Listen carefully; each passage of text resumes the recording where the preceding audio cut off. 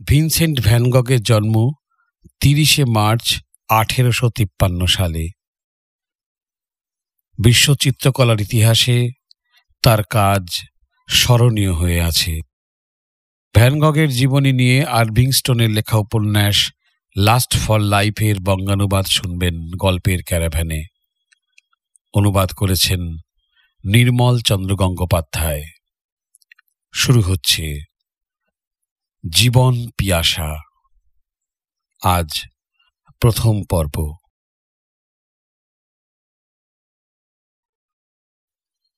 London. উঠুন মসিয়ে van গগ, কত ঘুমোবেন? বেলা হলো যে। ঘুমের মধ্যেই যেন ভ্যান গগ উর্সুলার এই ডাকের প্রতীক্ষায় ছিল।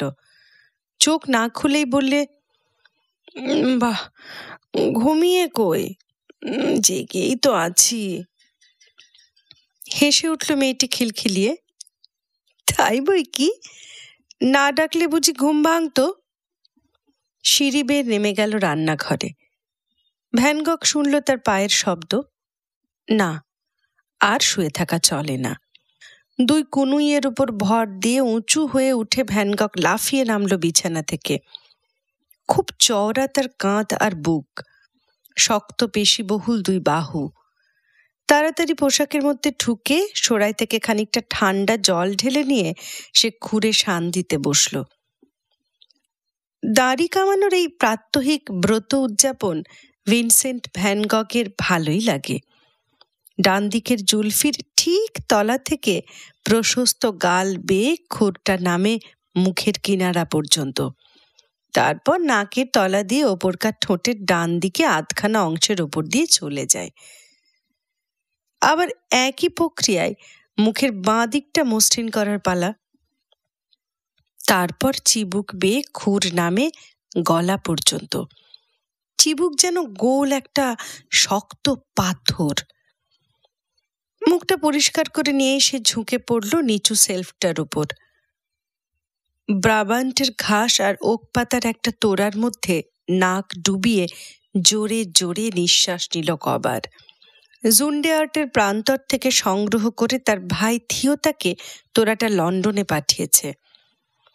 আজকের এই সকালবেলাটিতে সব কিছুর আগে তাকে এসে সমাদর করল হল্যান্ডের গন্ধ। দিনের আরম্ভটি চমৎকার। বাইরে থেকে দরজায় ধাক্কা, আবার উর্সুলার গলা। মসিয়ে ভ্যান গগ, চিঠি।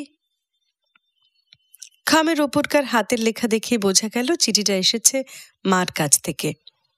থাক এখন পকেটে, পড়া যাবে অবসর মতো। ঘন লম্বা লালচে চুলের রাশ পিছন দিকে ঠেলে আঁকড়ে ভ্যান গগ জামাটা বদলালো। কড়া ইস্ত্রি করা নিচু কলারের একটা শার্ট পরে গলায় সে বাঁধল খুব চওড়া একটা কালো টাই। এবার ঘটমট করে নামতে লাগলো সিঁড়ি বেয়ে। নিচে তার জন্য অপেক্ষা করছে গরম প্রাতরাশ আর উর্সুলার প্রভাতী হাসি। বাড়ির পিছনের বাগানের ওধারে শিশুদের একটা পাঠশালা। এটি চালান উর্সুলার মা, মেয়েও সাহায্য করে। উর্সুলার বয়স 19। ছিমছাম তন্নি মেয়েটি, বড় বড় চোখ, গোলগাল মুখে সর্বদা খুশির গোলাপি আভা। সে রঙের দিকে তাকিয়ে তাকিয়ে ভ্যান গগের নেশা ধরেছে। খেতে বসল। উর্সুলার পরিবেশনের হাতে তড়িত স্বচ্ছন্দ গতি। ভ্যান গগের বয়স 21, প্রথম প্রেম। ভাবে বাকি জীবনের প্রতিটি সকালে উর্সুলার পরিবেশিত প্রাতরাশ যদি সে খেতে পায়, তবেই না জীবন তার ধন্য হবে। রাঙা ঠোঁটে হাসি ফুটিয়ে উর্সুলা বললে,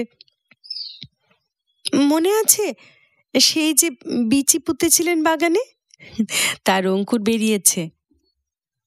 তাই নাকি? দেখাবে চলো তো।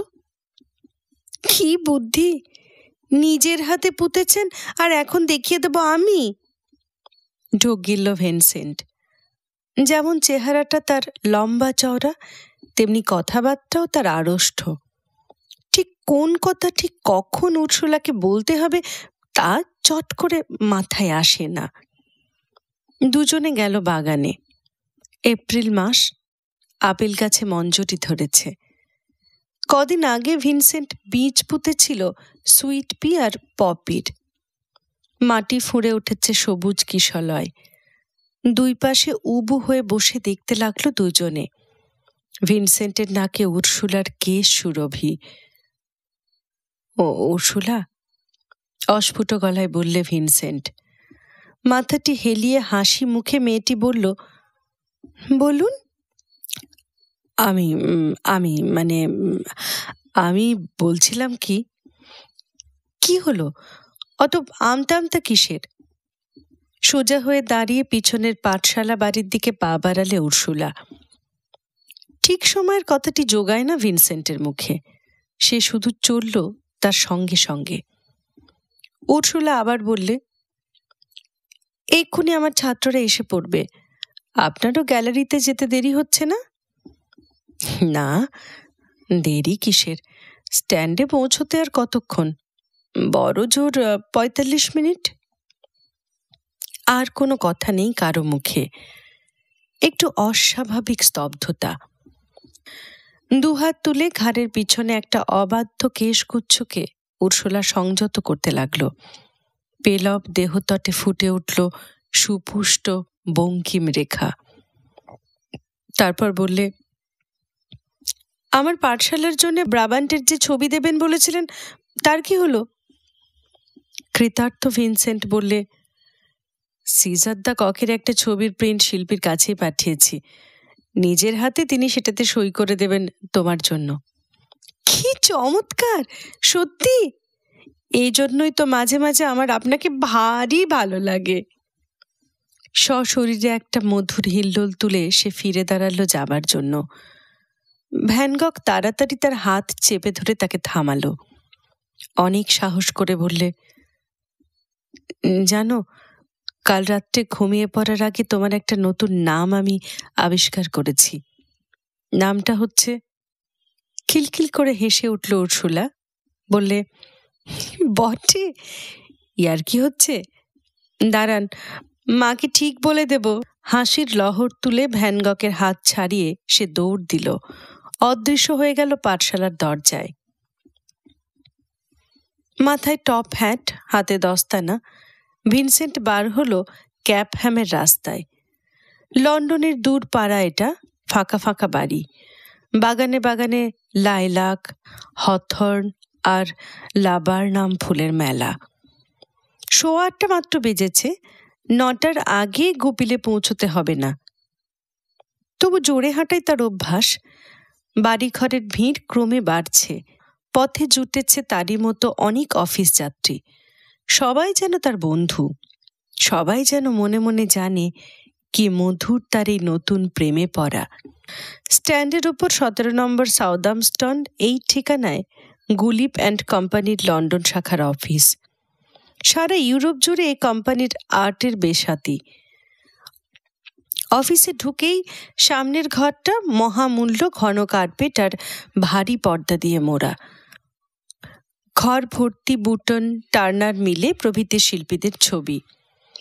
একজন কেরানি ডেকে বললে, লিথোগ্রাফ টেবিলে আপনার জন্য একটা প্যাকেট রয়েছে, নিয়ে নেবেন।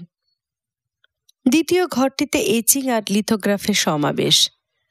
তৃতীয় ঘরটি ভিনসেন্টের এলাকা। সবচেয়ে বেশি বিক্রি এই ঘরেই। এই ঘরে মেলে ছবির প্রিন্ট, ছাপা ছবি। ভিনসেন্ট বোঝে সবচেয়ে সস্তার বাজে মাল বিক্রির কাজ নিয়েই সে আছে।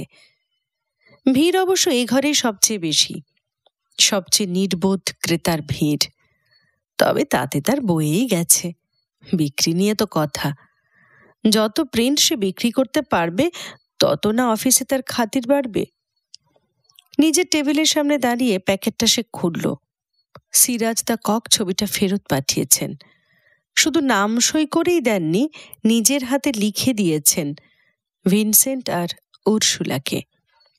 আজ রাত্রে ছবিটা যখন উর্সুলাকে দেবে, ভিনসেন্ট ভাবতে লাগলো, তখনই বলবো তাকে। কিসের দেরি আর? 22 বছরে তো 2 দিন পরেই পড়ব, আর মাসে 5 পাউন্ড তো বাঁধায়। কোথা দিয়ে হু হু করে সময় কেটে যায়। তার হাত দিয়ে দৈনিক বিক্রি হয় অন্তত 50টি ছবির ফটোগ্রাফ। কত পয়সা সে কোম্পানির জন্য কামাচ্ছে। অফিসের অন্যান্য কেরানিদের সঙ্গে তার খুব ভাব। বেশ কিছুটা সময় যায় তাদের সঙ্গে গল্পগুজব করেও।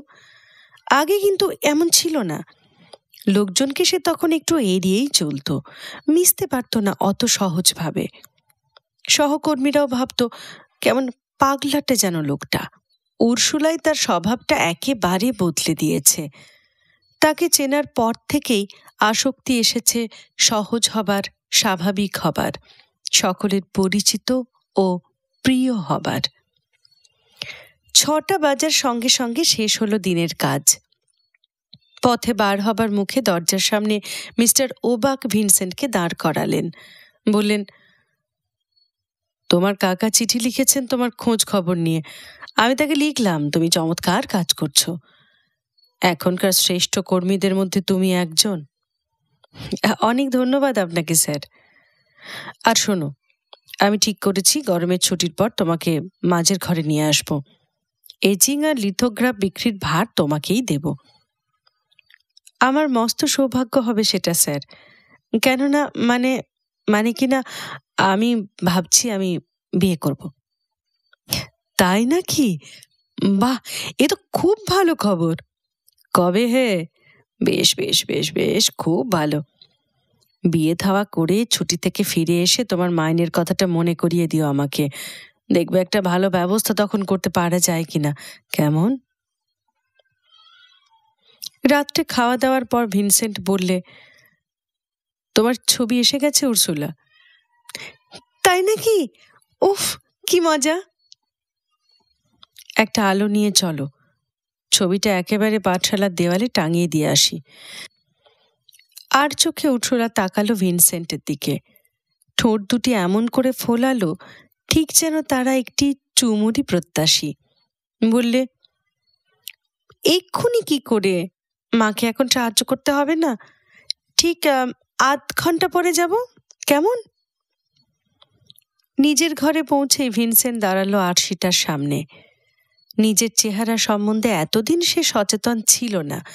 এ নিয়ে মাথা ঘামাবার দরকারই হয়নি হল্যান্ডে থাকতে। সে জানতই যে ইংরেজদের তুলনায় তার মুখ আর মাথা অনেকটা ভারী ভারী দেখতে। আরশিতে যে মুখটা ফুটে উঠল, তার পাহাড়ের কপালের নিচে গভীর খাদে ঢোকা দুটি চোখ, খাঁড়ার মতো উঁচু আর সামনের দিকে ঝুঁকে পড়া নাক, মোটা কালো ঘন ভ্রু, সুস্পষ্ট কামুক দুটি ঠোঁট, চওড়া চোয়াল আর মস্ত কড়া চিবুক। খাঁটি হল্যান্ডবাসী চরিত্রের এই চিবুকেরই প্রকাশ। আরশির কাছ থেকে সরে এসে সে অলসভাবে বসল বিছানার ধারে। হল্যান্ডে নিজের পরিবারের খুব কড়া বিধানের মধ্যে সে মানুষ হয়েছে। এর আগে কখনো কোনো মেয়েকে সে ভালোবাসেনি। চোখ তুলে তাকাতেই শেখেনি কোনো মেয়ের দিকে।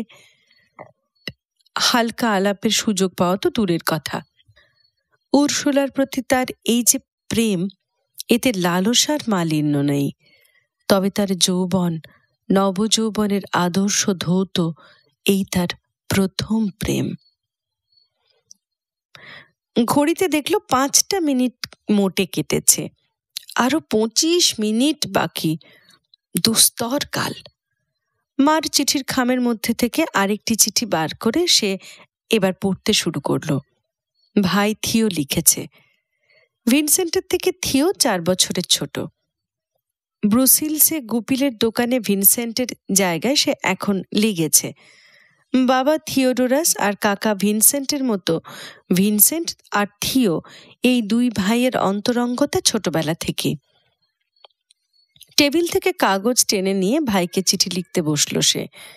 চিঠি লেখা শেষ হতে ড্রয়ার থেকে টেনে বার করলো কয়েকটি পেন্সিল স্কেচ। টেমসের বাঁধে এগুলি তার আঁকা। স্কেচগুলি সে আলাদা একটা খামে ভরল, সঙ্গে জাকের আঁকা তলোয়ার হাতে যুবতী ছবিখানির একটি ফটোগ্রাফ। চিঠি আর ছবি সব যাবে থিওর কাছে। হঠাৎ সে লাফিয়ে উঠল। আরে, ভুলেই গিয়েছিলাম উর্সুলার কথা যে। ঘড়ির দিকে তাকিয়ে দেখে দেরি হয়ে গেছে 15 মিনিটেরও বেশি। তাড়াতাড়ি ঢেউ খেলানো লাল চুলের রাশের উপর একবার চিরুনি বুলিয়ে সে টেবিল থেকে সিজার দ্য ককের ছবিটা হাতে নিয়ে দৌড়ে বার হলো ঘর থেকে। নিচে বসবার ঘরে উর্সুলা তখন খুদে ছাত্রদের জন্য কয়েকটা কাগজের পুতুল বানাচ্ছিল। ভিনসেন্ট ঘরে পা দিতে সে বলে উঠল, বাহ, আমি তো ভাবলাম ভুলেই বুঝি গেলেন আপনি। কই, আমার ছবি এনেছেন? দেখি দেখি। না, এখন না, আগে টাঙিয়ে দিই, তারপর দেখো। আলো কই? মার কাছ থেকে নিয়ে আসুন না। রান্নাঘর থেকে আলো নিয়ে আসতেই উর্সুলা ভিনসেন্টের হাতে দিল আসমানি রঙের সিল্কের একটা স্কার্ফ তার কাঁধে জড়িয়ে দেওয়ার জন্য। ভালো লাগলো এই স্পর্শটুকু। বাগানে আপেল মঞ্জরির সুরভি। অন্ধকার পথে উর্সুলার নরম আঙুলগুলি রেখেছে তার কালো মোটা কোটের হাতায়। একবার হোঁচট খেতেই সে শক্ত করে চেপে ধরল তার বাহু। নিজেরই অসাবধানতায় হেসে উঠল খিলখিল করে। নিজে নিজে হোঁচট খেলে তাতে আবার হাসবার কি আছে বুঝতে পারে না ভিনসেন্ট। তবে সেই হাসি উর্সুলার আবছা দেহ বল্লরিতে যে হিল্লোল তোলে তা দেখতে ভালোই লাগে। পাঠশালার ছোট দরজাটা সে খুলে দাঁড়ালো। উর্সুলা আগে ঢুকল। যাবার সময় উর্সুলার মুখটা যেন বড় কাছাকাছি এলো তার মুখের। কেমন রহস্য ভরা চোখে তাকালো উর্সুলা তার চোখে। টেবিলের উপর আলোটা নামিয়ে রাখলো ভিনসেন্ট। কোনখানে ছবিটা টাঙাবো বলো? আমার ঠিক ডেস্কের উপরের দেওয়ালে, তাই ভালো হবে না? সারা ঘর জুড়ে গোটা 15 ছোট বড় টেবিল আর বেঞ্চি। একধারে একটি উঁচু প্ল্যাটফর্ম, তার উপর উর্সুলার ডেস্ক আর চেয়ার। দুজনে পাশাপাশি দাঁড়িয়ে ছবিটাকে তুলে ধরল দেওয়ালে। হাত ঠিক রাখতে পারছে না ভিনসেন্ট। যতবারই পেরেকটি বসাতে যায় ঠিক জায়গায়, হাত থেকে খসে পড়ে মাটিতে। হেসে ওঠে উর্সুলা। বড় নিবিড় আর নিকট সেই হাসি। বলে, ধুর বোকা, পারে না, সরুন, আমাকে দিন। মাথার উপর যুগল বাহু উঁচু করে তুলে নিপুণভাবে সে কাজ শুরু করলো। সারা দেহের স্পষ্ট পরিচ্ছন্ন রেখায় চঞ্চল যৌবনের সারা। সহসা ভিনসেন্টের মনে হলো স্বল্প আলোর এই প্রায়ান্ধকারে দুই হাতে সে জড়িয়ে ধরুক উর্সুলাকে। আশা নিরাশার সমস্ত যন্ত্রণার অবসান হোক একটি দ্বিধাবিহীন আলিঙ্গনে। উর্সুলার সঙ্গে ছোঁয়াছুঁই হচ্ছে বারে বারে, কিন্তু ঠিক সুযোগটি মিলছে না একবারও। আলোটা সে উঁচু করে ধরল। ছবির নিচে লেখাগুলি পড়ে খুশিতে হেসে উঠল আবার। তার পুলকিত দেহের আঁকু বাঁকুকে আলিঙ্গনে কি ধরা যায়? উর্সুলা বললে, আপনার বন্ধু তাহলে তো আমারও বন্ধু হয়ে গেলেন, তাই না? একজন খাঁটি শিল্পীর সঙ্গে ভাব হবে, এ আমার কত দিনের স্বপ্ন। ভিনসেন্ট চাইল এমন একটি কথা বলতে যাতে মুহূর্তটি মধুর হয়। আসল প্রস্তাব করাটা তারপরে সহজ হয়ে ওঠে। উর্সুলা মুখ ফিরিয়েছে তার দিকে। লণ্ঠনের আলো উর্সুলার চোখে ছোট্ট ছোট্ট ফুলকি ফুটিয়েছে। মুখখানি তার আবছায়ায় ঢাকা। সে মুখের মসৃণ শুভ্রতার মাঝে লাল দুটি ঠোঁটের ইঙ্গিতে হঠাৎ দোলা লাগে রক্তে। একটু স্তব্ধতা। এবার কথা বলুক ভিনসেন্ট, যা হোক অর্থহীন কথা, ভালোবাসার কথা। সেই কথার প্রতীক্ষায় তো উর্সুলা করছে এই মুহূর্তের অর্থপূর্ণ স্তব্ধতায়। জিভ দিয়ে ঠোঁটটা সে ভিজিয়ে নিল মাত্র কয়েকবার। দেরি হয়ে গেল। মুখ ঘুরিয়ে নিল উর্সুলা। মৃদু একটু কাঁধ ঝাঁকুনি দিয়ে পিছন ফিরে ছুটে বেরিয়ে গেল দরজা দিয়ে। সুযোগ বুঝে হারিয়ে যায়। আতঙ্কচকিত ক্ষিপ্রতায় সে দৌড়ল উর্সুলার পেছনে। দাঁড়াও উর্সুলা, থামো একটু দয়া করে। মুহূর্তে থমকে দাঁড়ালো। তরুণী তাকালো তার দিকে। অন্ধকার আকাশে তারাগুলি জ্বলজ্বলে। বাতিটা পাঠশালাতেই পড়ে রয়েছে। রান্নাঘরের জানলা দিয়ে একটু মাত্র আলোর আভা। কাছে পৌঁছতে নাকে লাগলো উর্সুলার কেশ সুরভি। একটু কেঁপে উঠে উর্সুলা স্কার্ফটা ভালো করে গায়ে জড়িয়ে বুকের সামনে দুহাত জড়ো করে নিল। এ কি উর্সুলা, তোমার যে ঠান্ডা লাগছে। তা লাগছে, ঘরে চলুন। রাস্তা আটকে দাঁড়ালো ভিনসেন্ট। না উর্সুলা, না। স্কার্ফ দিয়ে থুতুনি পর্যন্ত ঢেকে আশ্চর্য হওয়া বড় বড় চোখ মেলে উর্সুলা ভিনসেন্টের দিকে চাইল। বললে, কেন মসিয়ে ভ্যান গগ? আপনার কথা আমি তো কিছুই বুঝতে পারছি না। না না, কিছু না, তোমার সঙ্গে একটু কথা বলতে চাইছিলাম। মানে কি না, আমি বলছিলাম কি, কথা এখন থাক, বড্ড শীত করছে আমার। শোনো শোনো, খবরটা তোমাকে দিই। জানো, আজ কাজে আমার উন্নতি হয়েছে। লিথোগ্রাফ রুমে কাল থেকে আমি যাচ্ছি। এ নিয়ে এবছরে 2 বার আমার মাইনে বাড়ল। এক পা পিছিয়ে গেল উর্সুলা। গলা থেকে স্কার্ফটা সরিয়ে খাড়া হয়ে দাঁড়িয়ে কঠিন ঠান্ডা গলায় বললে, আসলে আপনার কি বক্তব্য তা জানতে পারি? নিজেকে ধিক্কার দিল ভিনসেন্ট। উর্সুলার কণ্ঠে একই দূরত্বের আভাস। মূর্খ সে, কেন সে সংযত করতে পারে না নিজেকে? একটু থেমে মনের সমস্ত শক্তি সংহত করে আস্তে আস্তে স্পষ্ট ভাষায় সে বলতে লাগলো, তোমাকে যা আমি বলতে চেষ্টা করছি উর্সুলা, তা তুমিও নিশ্চয়ই জানো। আমি তোমাকে ভালোবাসি, সমস্ত মন প্রাণ দিয়ে ভালোবাসি। তুমি যদি আমাকে বিয়ে করতে রাজি হও, তাতে জীবন আমার সার্থক হবে। লক্ষ্য করল ভিনসেন্ট, তার প্রস্তাবের এই স্পষ্টতায় উর্সুলা যেন চমকে উঠল। এইবার কি তাকে আলিঙ্গন করার ক্ষণটি এসেছে? কিন্তু উত্তর দিতে দেরি করল না উর্সুলা। গলাটা চড়িয়ে বলল, বিয়ে? আপনাকে? এ অসম্ভব। এবার কিন্তু তোমার কথা আমি বুঝতে পারছি না উর্সুলা। কি আশ্চর্য, আপনি জানতেন না যে 1 বছরের উপর হলো আমি বাগদত্তা? নির্বাক নিষ্পন্দ হয়ে গেল ভিনসেন্ট। কতক্ষণ পরে নিষ্প্রাণ পেত কণ্ঠে বলে উঠল, কে সে ভাগ্যবান? ও ঠিকই তো, আমার ভাবি স্বামীর সঙ্গে আপনার তো আলাপই হয়নি। আপনি আসার আগে আপনার ওই ঘরেই সে থাকত। তবে আমি ভেবেছিলাম আপনি হয়তো জানেন। কি করে জানবো বলো? না আমি ভেবেছিলাম। উর্সুলা এবার রান্নাঘরে জানলার দিকে তাকিয়ে বললে, আমার ধারণা ছিল কারোর কাছে আপনি হয়তো শুনেছেন। ভিনসেন্টের গলায় আর কোনো দ্বিধা নেই। স্পষ্ট সে প্রশ্ন করলে, তুমি কেন আমাকে বলনি? এই 1 বছরের মধ্যে কেন কথাটা গোপন রেখেছিলে? বুঝতে পারোনি দিনে দিনে তোমার ভালোবাসায় আমি পড়ছি? বা তাতে আমার কি দোষ? আমি তো আপনার সঙ্গে বন্ধুত্ব করতেই চেয়েছিলাম।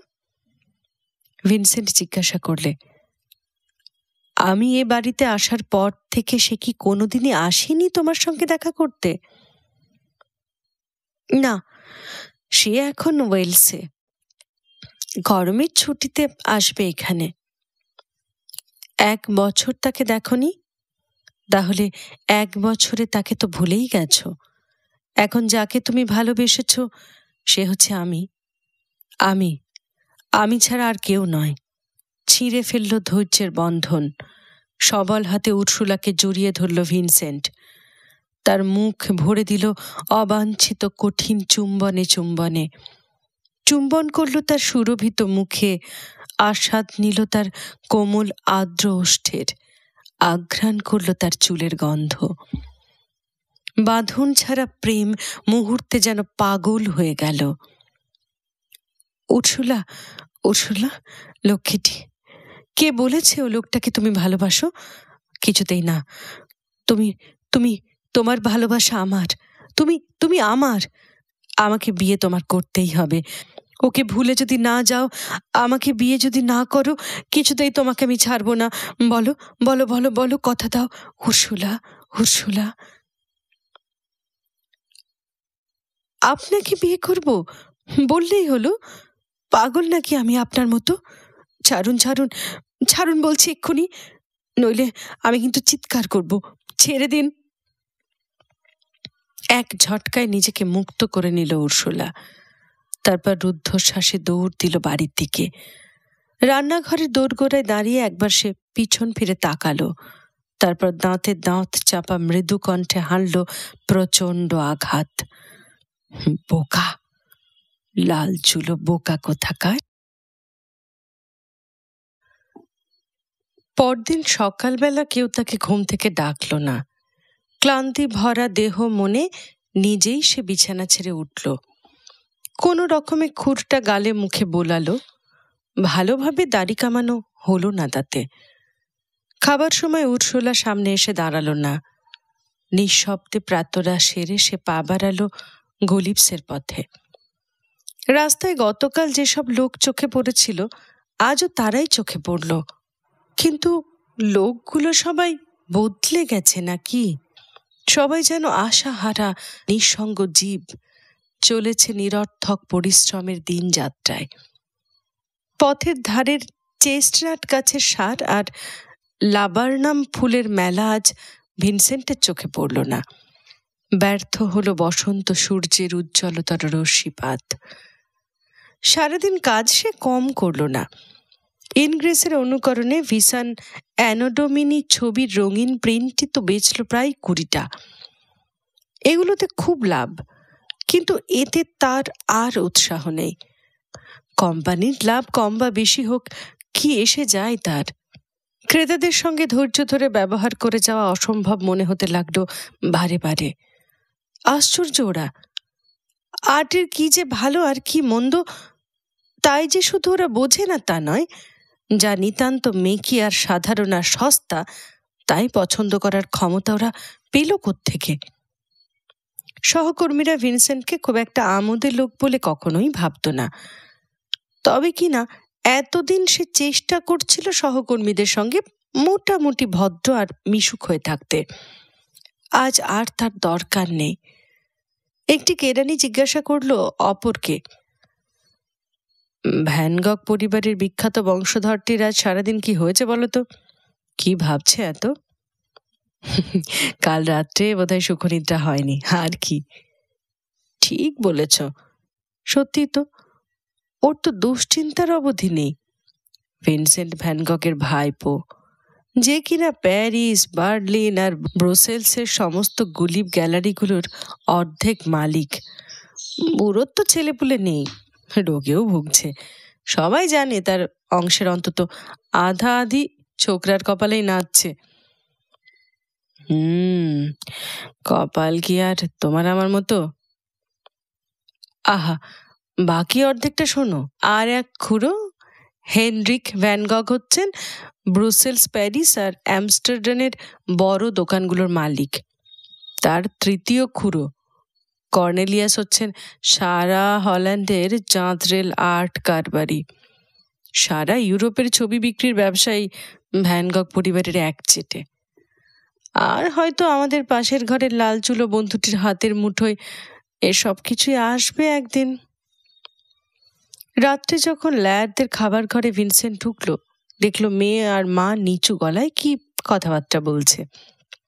তাকে দেখেই দুজনে চুপ করলো। উর্সুলা দৌড়ে অন্তর্ধান করলো রান্নাঘরের মধ্যে। ম্যাডাম লয়ালের চোখে কঠিন দৃষ্টি।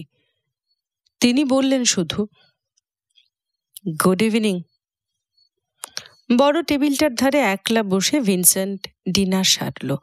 উর্সুলা কথায় তাকে আঘাত দিয়েছে, আঘাত দিচ্ছে ব্যবহারে, কিন্তু হার সে মানবে না। উর্সুলার নাকে সে হ্যাঁ করাবেই। 7 দিন কেটে যাবার পর একদিন সে উর্সুলার সঙ্গে আবার কথা বলার সুযোগ পেল। এতদিন সে ভালোভাবে খায়নি, ঘুমায়নি, বিশ্রান্তি আর দুশ্চিন্তা দুর্বল করেছে তার নার্ভগুলোকে। চোখের সবুজ রং মিলিয়ে গিয়ে সেখানে ফুটে উঠেছে বেদনা ব্যথিত নীলাভা। আড়ষ্টতা আরও বেড়েছে। সেদিন রবিবার। সান্ধ্যভোজের পর বাগানে উৎসুলাকে সে ধরল। বললে, মাদাম ওয়েজ উর্সুলা, সেদিনকার ব্যবহারের জন্য আমি খুব লজ্জিত। ও, তাতে কি? কিছুই হয়নি সেদিন, ভুলে যান সেদিনকার কথাটা। আমার সেদিনের ব্যবহারটা যদি ভুলে যাও তাহলে অনুগৃহীতই হব, তবে সেদিন যা বলেছিলাম তা কিন্তু সত্যি। এক পা এগোলো ভিনসেন্ট, সঙ্গে সঙ্গে পিছিয়ে গেল উর্সুলা। ও কথা আবার কেন তুলছেন? ওসব আমি মন থেকে তাড়িয়ে দিয়েছি। চলুন ভেতরে যাই, মার কাছে লোক আসবার কথা আছে। আর কাউকে তুমি যে ভালোবাসো তা আমি বিশ্বাস করি না উর্সুলা। তাহলে তোমার চোখ দেখে এতদিনে তা আমি বুঝতে পারতাম। মাফ করবেন, আমার আর সময় নেই। ভালো কথা, কবে যেন আপনি ছুটিতে বাড়ি যাচ্ছেন? ঢোক গিলে ভিনসেন্ট বলল, জুলাইতে। ভালোই হলো, আমি যাকে বিয়ে করছি সে জুলাই মাসেই ছুটি নিয়ে এখানে বেড়াতে আসছে। ঘরটা খালি থাকাই চাই তার জন্যে। বিয়ে করবে তোমাকে? আর কেউ? আমি কিছুতেই তা হতে দেব না উর্সুলা। তুমি আমার। দেখুন, এসব কথা আপনি বন্ধ করুন, নইলে মা বলেছে আপনাকে অন্য বাসা খুঁজে নিতে হবে। উর্সুলা চলতে শুরু করলো। ভিনসেন্ট তাড়াতাড়ি তার পাশে গিয়ে বললে, তবু আমাকে আবার বলতেই হবে উর্সুলা। তুমি জানো না কি ভয়ঙ্কর ভাবে আমি তোমাকে ভালোবাসি। কেন তুমি এমন করে আমাকে এড়াতে চাও? আরো 2টি সপ্তাহ কাটল। সে ব্যর্থ প্রেমিক, নির্বান্ধব, নিঃসঙ্গ। সে উর্সুলাকে পাওয়া যদি বা অসম্ভব, উর্সুলার ধ্যানে বাধা দেবে কে? সহকর্মীদের সঙ্গে সামান্য সহযোগিতাটুকু তার ঘুচল সবকিছুরই প্রতি স্বাভাবিক আকর্ষণ। যে আলো জ্বলেছিল প্রেমের ইন্ধনে, নিবে গেল তা একেবারে। যেমন নিঃসঙ্গ, গম্ভীর, একগুঁয়ে ছিল তার স্বভাব জোয়েন্ডার্টে থাকতে, ফিরে এলো আবার সেই চরিত্র। জুলাই এলো, মিলল 2 সপ্তাহের ছুটি। লন্ডন ছেড়ে যেতে তার ভয় করে। সে যতক্ষণ এ বাড়িতে থাকবে ততক্ষণ উর্সুলা আর কাউকে ভালোবাসতে পারবে না নিশ্চয়ই।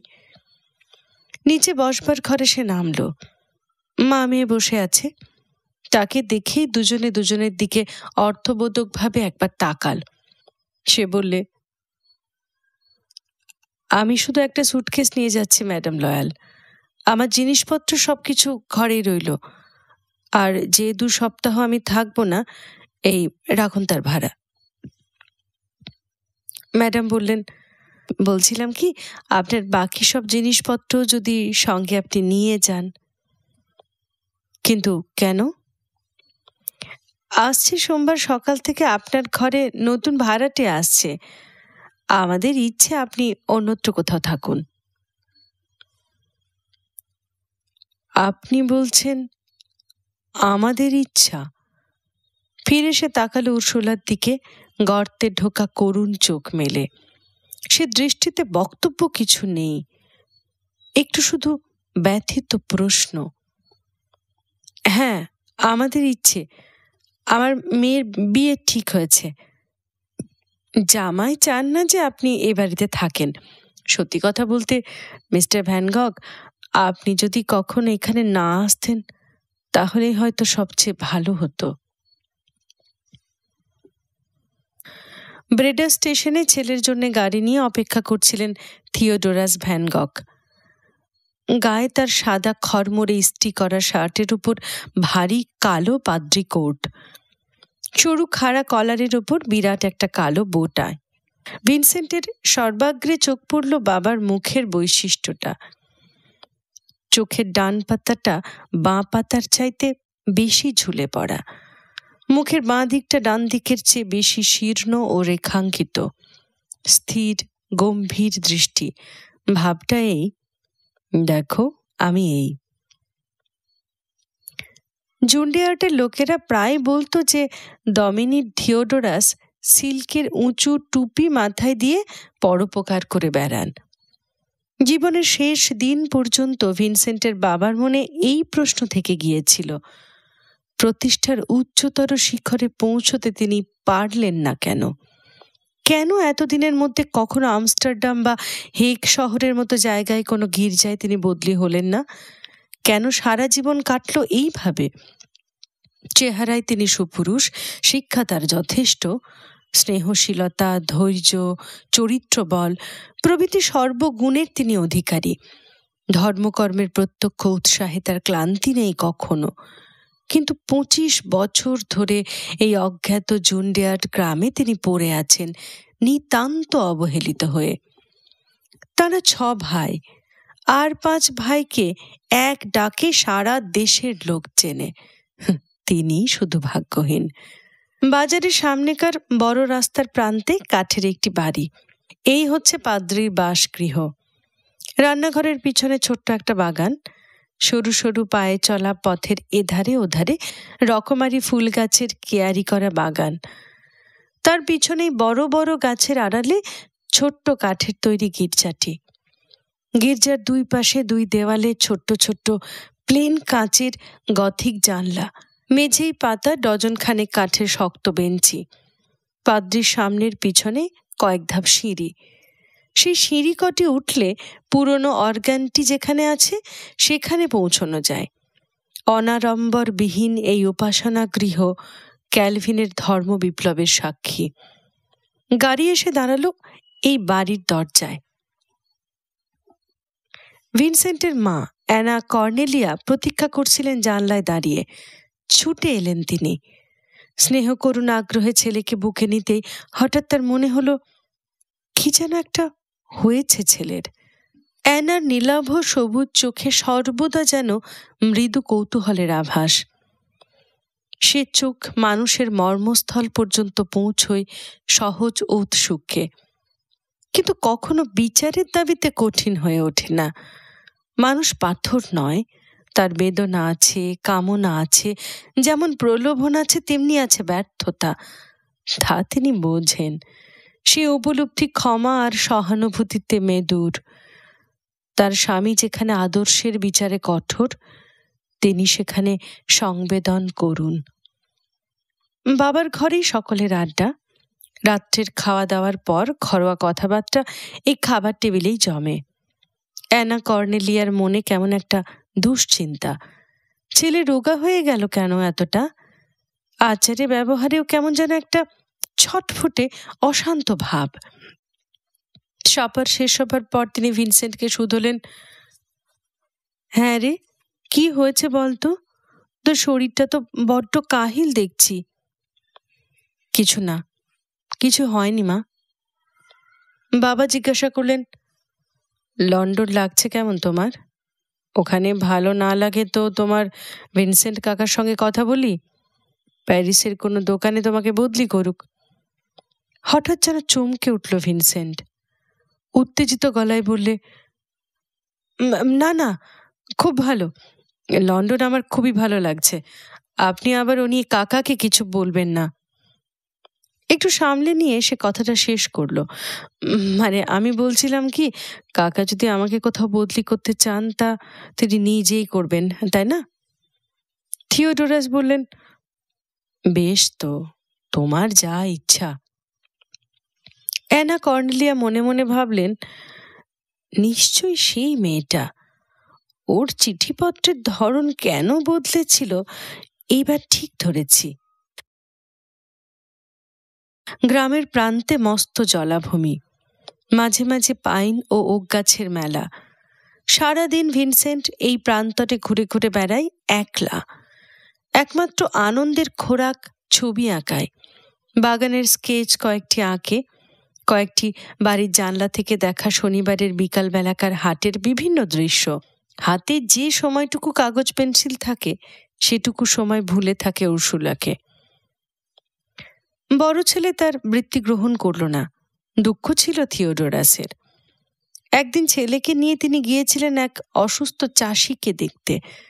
সন্ধেবেলা ফেরবার পথে কথাটা তিনি পারলেন। আমার বাবাও পাদ্রী ছিলেন ভিনসেন্ট, আমার ইচ্ছা তুমিও এই বৃত্তি নাও। কিন্তু আমি তো কাজ বদল করতে চাই না বাবা। না, আমি জোর করছি না, তবে যদি তুমি ইচ্ছে করো তাহলে আমস্টারডামে কাকা জ্যানের কাছ থেকে ইউনিভার্সিটিতে ভর্তি হতেই পারো। আর তোমার পড়াশোনার ব্যাপারে রেভারেন্ট স্টিকারও সাহায্য করতে রাজি। আপনি কি উপদেশ দেন আমি গুলিবদের কাজ ছেড়ে দিই? না না না, তা নয়, তবে ওখানে আমার মনে হয় তুমি খুব সুখী নও। তাছাড়া লোকে তো কাজ বদলায়ও, আর এই তো তার বয়স। তা ঠিক বাবা, কিন্তু গুলিব ছাড়বার আমার ইচ্ছে নেই। ছুটি শেষ হলো, আবার ফিরে যেতে হবে লন্ডনে। অ্যানা কর্নেলিয়া জিজ্ঞাসা করলেন, হ্যাঁ রে, লন্ডনে ওই ঠিকানাতেই চিঠি দেব তো? ভিনসেন্ট বললে, না, আমি অন্য বাসায় যাব, গিয়ে ঠিকানা জানাবো। বাবা বললেন, লয়ারদের বাসা যে তুমি ছাড়বে স্থির করেছ, এতে আমি খুশি হলাম। পরিবারটিকে আমার মোটেও ভালো লাগেনি। কথাটা শুনে শক্ত হয়ে উঠল ভিনসেন্ট। থিওডোরাসের আড়ালে ছেলের বাহুতে হাত রেখে আনা বললেন, মন খারাপ করিস নে বাচ্চা, কাজকর্মে উন্নতি কর। আমাদের নিজেদের দেশের খুব ভালো মেয়ে তোর সঙ্গে বিয়ে দেব, সুখী হবি তাতে। ওই উর্সুলা মেয়েটাকে নিয়ে কিছুতেই সুখী হতে পারতিস নে তুই। ও মেয়ে আমাদের ধাতেরই না। ভিনসেন্ট ভাবল, মা কেমন করে জানল? লন্ডনে ফিরে ভিনসেন্ট কেনসিংটন নিউ রোডে বাসা নিল। বাড়িওয়ালি এক নিরীহ প্রকৃতির বুড়ি। রাত 8টা বাজতেই তার ঘরের আলো নেভে। ভিনসেন্ট বিনিদ্র চোখে লড়াই করে নিজের সঙ্গে রাতের পর রাত। নিজের ঘরের দরজা বন্ধ করার পর কখন আবার দরজা খুলে বাড়ি থেকে বার হয়ে ছুটে চলে যায় লয়ালদের বাড়ির উদ্দেশ্যে। একলা অন্ধকারে ঘুরে বেড়ায় উর্সুলার গৃহের চারপাশে। এত কাছে, তবু এত দূরে। দুস্তর, অপার দূর, নির্বাক, নিঃসঙ্গ, অসহ্য যন্ত্রণা, মুক্তিবিহীন আত্মপীড়ন। এই যন্ত্রণা দিনে দিনে তাকে অপরের বেদনা সম্বন্ধে সচেতন করে তোলে। সঙ্গে সঙ্গে সহজ আর সুলভ চরিতার্থতার প্রতি জাগিয়ে তোলে তীব্র বিতৃষ্ণা। গ্যালারির কাজে তার মন বসে না।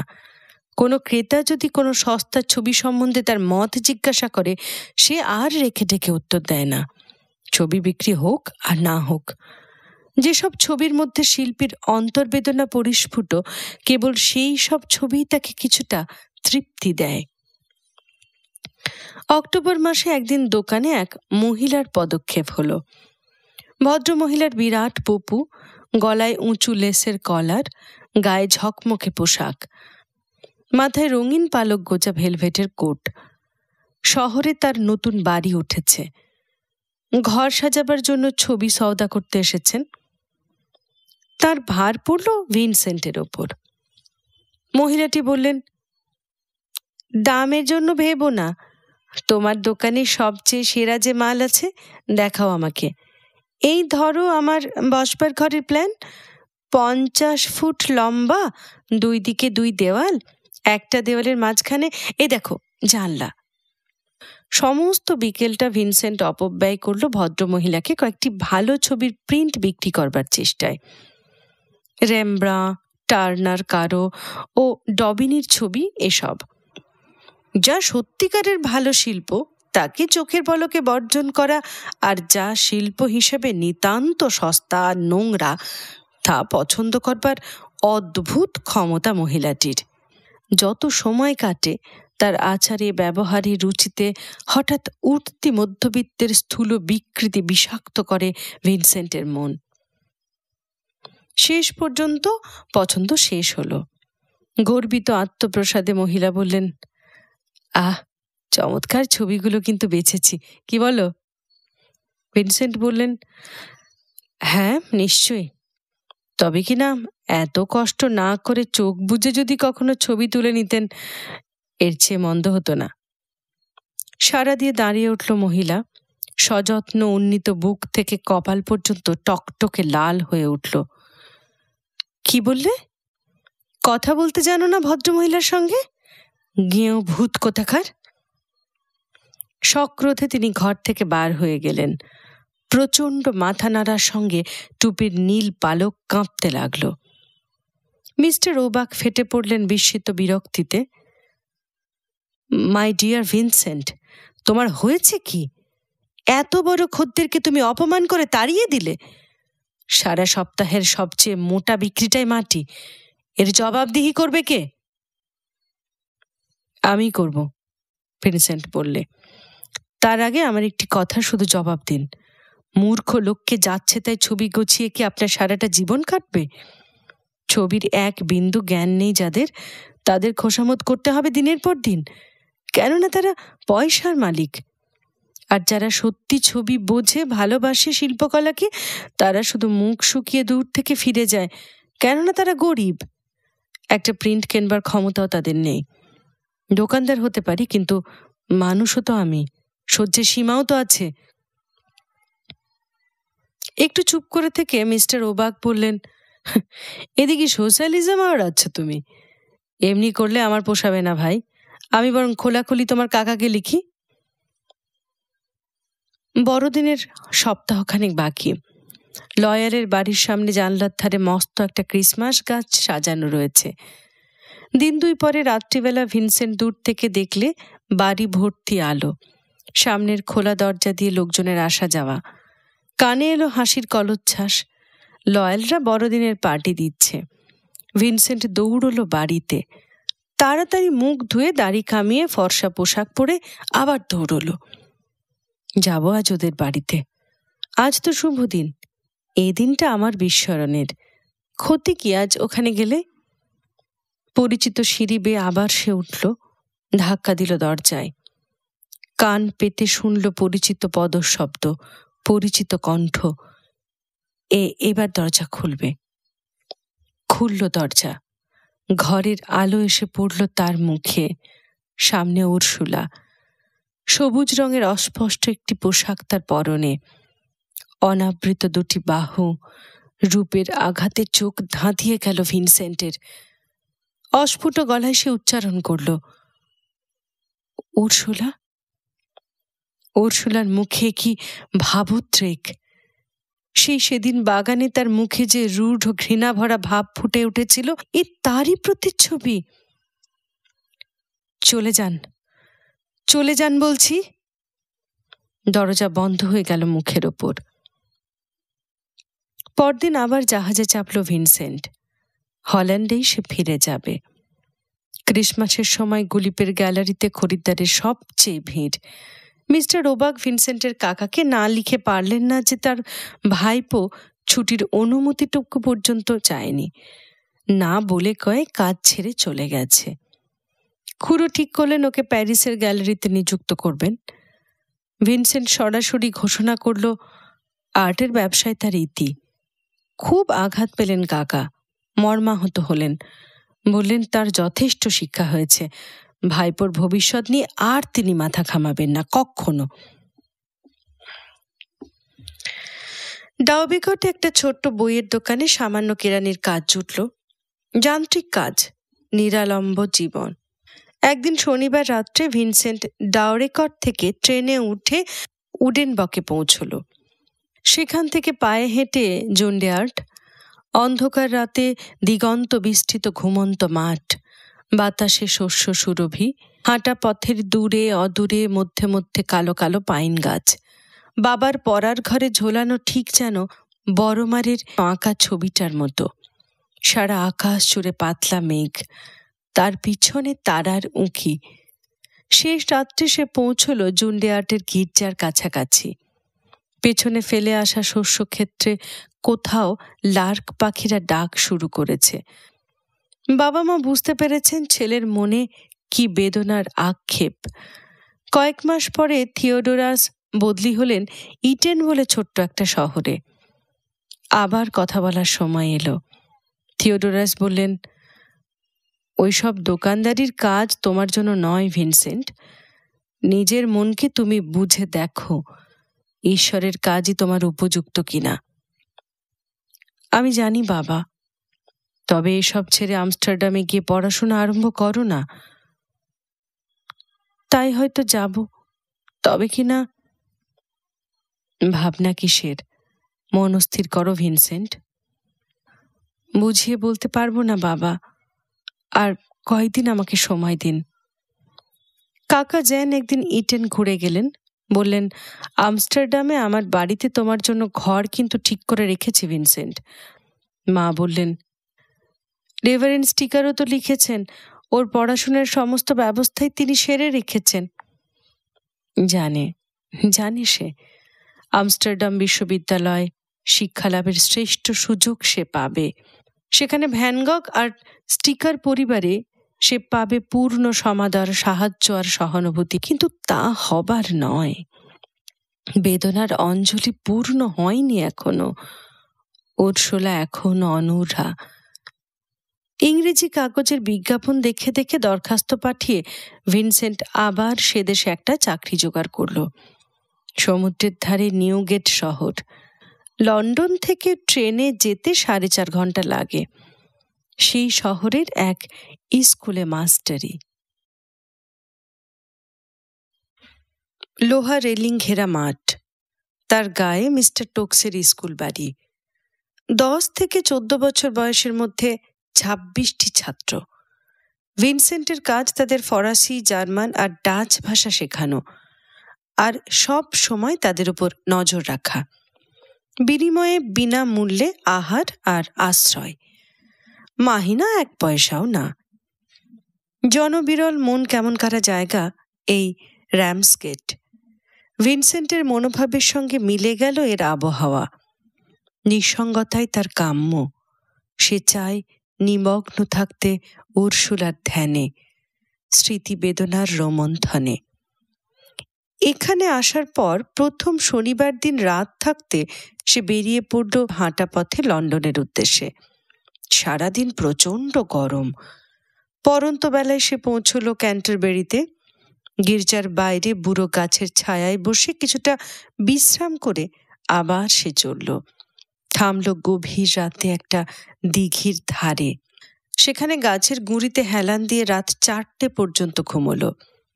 পাখির ডাকের সঙ্গে আবার হাঁটা শুরু। লন্ডনে লয়ালের পাড়ায় শেষ পর্যন্ত যখন পৌঁছল, তখন আবার সন্ধ্যা। ওই লয়ালদের বাড়ি, ওই উর্সুলার গৃহদ্বার। এই জন্যই তো ইংল্যান্ডে আসা। যে দেশে উর্সুলা আছে, আমিও আছি সেই দেশে। সান্নিধ্যের এই তো পাগল করা আকর্ষণ। বুকের মধ্যে হাতুড়ির আঘাত থামেই না। বাড়ির অদূরে একটা গাছের ঠেস দিয়ে সে দাঁড়ায়। অন্তর মথিত হতে থাকে অবর্ণনীয় এক অদ্ভুত বেদনায়। বসে পড়ে গাছের ধারে, চেয়ে থাকে অপলক দৃষ্টিতে। কখন নিভে গেল সব আলো। উর্সুলার ঘরের জানলাটা অন্ধকার। অন্ধকার সারা বাড়ি। জোর করে উঠে দাঁড়ালো ভিনসেন্ট। ক্লান্ত স্খলিত পদে ফিরে চলল আবার। পথের বাঁকে হারিয়ে গেল উর্সুলার বাড়ি, হারিয়ে গেল উর্সুলা। এমনি আশাহারা ব্যর্থ তীর্থযাত্রা তার শুরু হলো প্রতি সপ্তাহ শেষে।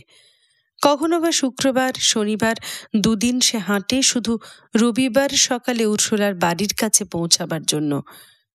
উর্সুলা যখন গির্জায় যায়, দূর থেকে কয়েক মুহূর্তের চোখের দেখার জন্যে।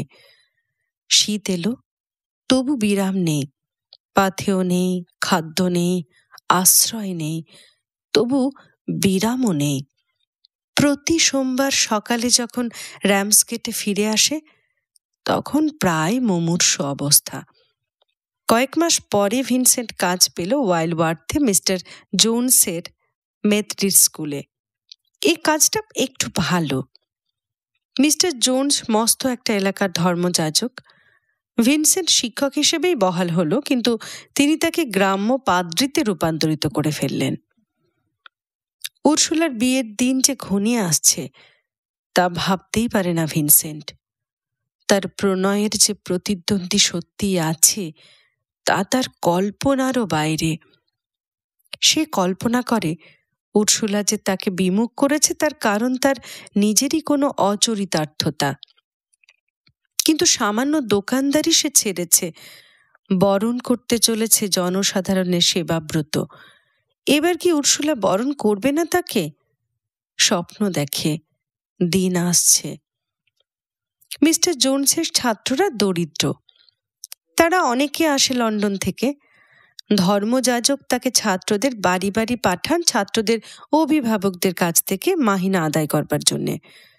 ভিনসেন্টও তাই চায়। লন্ডন মানেই উর্সুলার সান্নিধ্য। ছাত্ররা থাকে হোয়াইট চ্যাপেলের দরিদ্রতম বস্তিতে। রাস্তা ভরা নোংরা আর দুর্গন্ধ আসবাবহীন গৃহ, দারিদ্র, ক্ষুধা আর ব্যাধির বিভৎস রূপ প্রতিটি অধিবাসীর চোখে মুখে। কত পরিবারের অঙ্গে শুধু চির বসন। আহার্য তাদের রাস্তায় কুড়িয়ে পাওয়া গলিত মাংস আর পচা রুটির টুকরো। দুঃখের কাহিনী শুনতে শুনতে রাত বাড়ে। একটি পয়সাও কোনোদিন সংগ্রহ হয় না। গভীর প্রহরে আইলওয়ার্থে ফিরে আসে খালি হাতে। উর্সুলার কথা মনে থাকে না। তার বাড়ির রাস্তায় পা পড়ে না আজ কত দিন। একদিন বৃহস্পতিবার সন্ধেবেলা ধর্মযাজক তাকে পরীক্ষা করলেন। বললেন, আজ আমার বড় ক্লান্ত লাগছে ভিনসেন্ট। কতদিন তো তুমি আমার হয়ে ভাষণ লিখেছ, আজ তুমি নিজেই উপাসনাটা চালিয়ে নাও দেখি। কম্পিত পদে ভিনসেন্ট পুলপিটে উঠলেন। মুখ লাল, গলা দিয়ে স্বর বার হতে চায় না। বুঝতে পারে না হাত দুটোকে নিয়ে কি করবে। কাগজে এতদিন যেসব সুন্দর সুন্দর কথা সাজিয়েছে, মুখে সেগুলি উচ্চারণ করা বড়ই কষ্ট। আড়ষ্ট ভাষা আর অনভ্যস্ত ভঙ্গিকে সে জয় করল কেবলমাত্র মানসিক শক্তি দিয়ে। মিস্টার জোনস বললেন, বেশ হয়েছে ভিনসেন্ট, আসছে সপ্তাহে তোমাকে রিচমন্ডে পাঠাবো। রিচমন্ডের লোকেরা মিস্টার জোনসকে জানালো নতুন ওলন্দাজ পাত্রীটিকে তাদের ভালোই লেগেছে। টার্নহাম গ্রিনের গির্জাটি খুব বড়। অধিবাসীরা সংখ্যায় যেমনি বড়, রুচিও তেমনি তাদের কঠিন।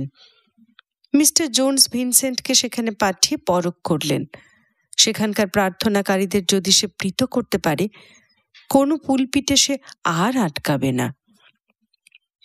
উপাসনা শেষে ধর্মযাজকদের বাণী।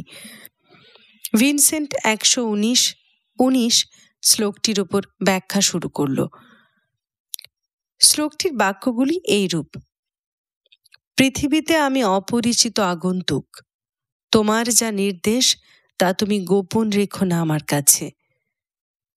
সহজ সরল উদ্দীপনা ভরা কণ্ঠে ভিনসেন্ট ভাষণ দিয়ে চলল। তার মস্ত বড় মাথা আর তীক্ষ্ণ চোখের দৃষ্টি, তার অঙ্গের আড়ষ্টতা আর ভাষার সরল বলিষ্ঠ প্রকাশ মুগ্ধ করল ধর্মবিশ্বাসী শ্রোতাদের। উপাসনার শেষে কয়েকজন তার কাছে এসে তার হস্তমর্দন করল, ধন্যবাদ দিল সহৃদয়তার সঙ্গে। বাষ্পবিভল দুরান্তবর্তী দৃষ্টি, মুখে মৃদু খাপছাড়া হাসি। ভিনসেন্ট বিদায় নিল এদের কাছ থেকে, হাঁটা শুরু করল লন্ডনের পথে। ঝড় নামল পথে, ঘোলাটে হয়ে উঠল টেমস নদীর জল। আকাশ ভরা কালো মেঘ, চক্রবালে বিদ্যুৎ রেখা। টুপি ওভারকোট সঙ্গে নিতে ভুলে গিয়েছিল ভিনসেন্ট। বৃষ্টিপাতে পায়ের চামড়া পর্যন্ত ভিজে গেল তার। তবু চলল উদ্দাম বেগে। বাধা সে মানবে না, বাধা সে জয় করেছে, অর্জন করেছে সাফল্য, উপলব্ধি করেছে জীবনের অর্থ। দ্বিধা নেই মনে, আজ সে জয়ী। এই নবলব্ধ জয় পুলককে সে সমর্পণ করবে উর্সুলার পায়ে। পথের সাদাটে ধুলো ধুয়ে যাচ্ছে বৃষ্টিতে, জলের ঝাপটায় কেঁপে কেঁপে উঠছে যেন হথর্ন ঝোপের দল। দূরে শহরের ঝাপসা দৃশ্য, যেন ডুবারের একটা চিত্র। লন্ডনে লয়ারদের বাড়ি পৌঁছতে পৌঁছতে গড়িয়ে এলো আসন্ন সায়াহ্ন। মাথা থেকে পা পর্যন্ত সপসপে ভিজে, জলে ডোবানো ভারী বুট জুতো। বাড়ির কাছাকাছি আসতেই তার কানে এলো সঙ্গীতের মূর্ছনা। দেখল ঘরে ঘরে আলো জ্বলছে, অনেকগুলো গাড়ি দাঁড়িয়ে আছে রাস্তায়, সামনের ঘরে নাচ চলছে। একটা বুড়ো গারোয়ানকে সে জিজ্ঞাসা করলো, কি ব্যাপার ও বাড়িতে? উত্তর শুনল, বিয়ে। গাড়িটার আড়ালে দাঁড়িয়ে দেখতে লাগলো ভিনসেন্ট। মাথায় লাল চুলের গুচ্ছবে বৃষ্টির জল মুখ ভাসিয়ে দিতে লাগলো। একটু পরে সামনের দরজাটা খুলল।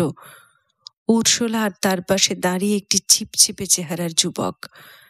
লোকজনের আনন্দ, কোলাহল, দম্পতির গায়ে চাউল বৃষ্টি। ভিনসেন্ট গাড়িটার পিছনে আত্মগোপন করল।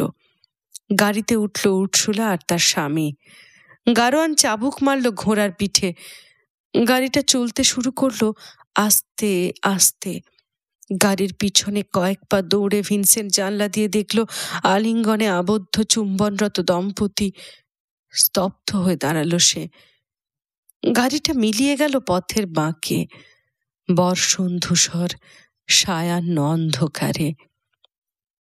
কি যে একটা ছিঁড়ে গেল, ছিঁড়ে দু টুকরো হয়ে গেল ভিনসেন্টের বুকের মধ্যে। ঘুঁচে গেল বন্ধন।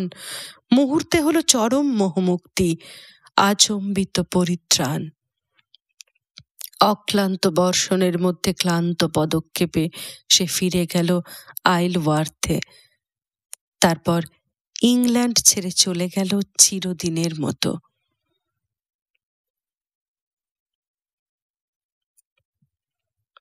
বরিনেজ। Vice admiral Johannes Van Gogh Dutch নৌবাহিনীর অন্যতম শ্রেষ্ঠ অফিসার। আমস্টারডামে তার বিরাট কোয়ার্টার। ভাইপোকে অভ্যর্থনা করার জন্য আজ তিনি নৌবাহিনীর ঝকঝকে ইউনিফর্ম পরেছেন সযত্নে। দু কাঁধের উপর সোনার তকমা জল জল করে জ্বলছে। মস্ত তার চিবুক। ভ্যানগক পরিবারের যা বিশেষত্ব, চওড়া কপাল থেকে ঝুলে পড়া উঁচু খাঁচার মতো নাক। তুমি আসতে বড় খুশি হয়েছি ভিনসেন্ট।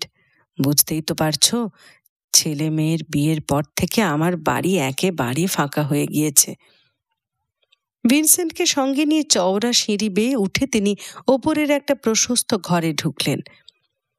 এটা তোমার ঘর ভিনসেন্ট। তুমি যে শেষ পর্যন্ত ধর্মযাজকের পদের জন্য পড়াশুনো করবে ঠিক করেছ, এ খুবই আনন্দের কথা। আমাদের পরিবারের একজন করে ঈশ্বরের কাজ সর্বদা বেছে নিয়েছে।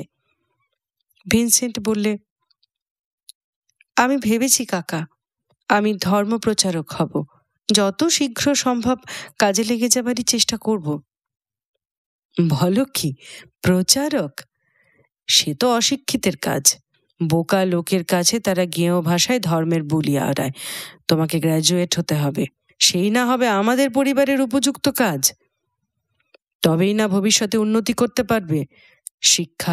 শিক্ষায় তো আসল। ও তুমি কিছু ভেবো না, সব ব্যবস্থা হয়ে যাবে। এলেন রেভারেন্ড স্টিকার। ইনি ভিনসেন্টের মেসোমশাই, আমস্টারডামের বিখ্যাত ধর্মযাজক। পরনে কালো রঙের দামি কাপড়ের নিখুঁত পরিচ্ছদ। প্রাথমিক সম্ভাষণের পর বললেন, তোমাকে গ্রিক আর ল্যাটিন শেখাবার জন্য যে শিক্ষকের ব্যবস্থা করেছি, তার জোড়া পণ্ডিত আর নেই। মেডিন্স দ্য কস্টা তার নাম। জিউস কোয়ার্টারে থাকেন। সোমবার বিকেলে 3টের সময় তুমি তার কাছে যাবে। আর কাল রবিবার দুপুরে আমার বাড়িতে তোমার নেমন্তন্ন। তোমার মাসি উইলহেমিনা আর তোমার বোন কে, এরা ভারী খুশি হবে তোমাকে দেখলে, ভুলো না কিন্তু। আমস্টারডামের সবচেয়ে অভিজাত পল্লীতে রেভারেন্ড স্টিকারের বাস। বন্দরের দক্ষিণ দিক থেকে চতুর্থ খালটি ধরে এই পল্লী। খালের জল কাকচক্ষুর মতো, নেই এক বিন্দু শ্যাওলার আবিলতা। রাস্তার ধারের বাড়িগুলি ছবির মতো দেখতে, প্রত্যেকটি পাকা ফ্লেমিশ স্থাপত্যের পরিচ্ছন্ন নিদর্শন। পরদিন সকালে ভিনসেন্ট গির্জায় রেভারেন্ড স্টিকারের প্রার্থনা বাণী শুনল। তারপরে দুপুরের দিকে গেল তার বাড়িতে। খালের ধারে ধারে বজরার মেলা।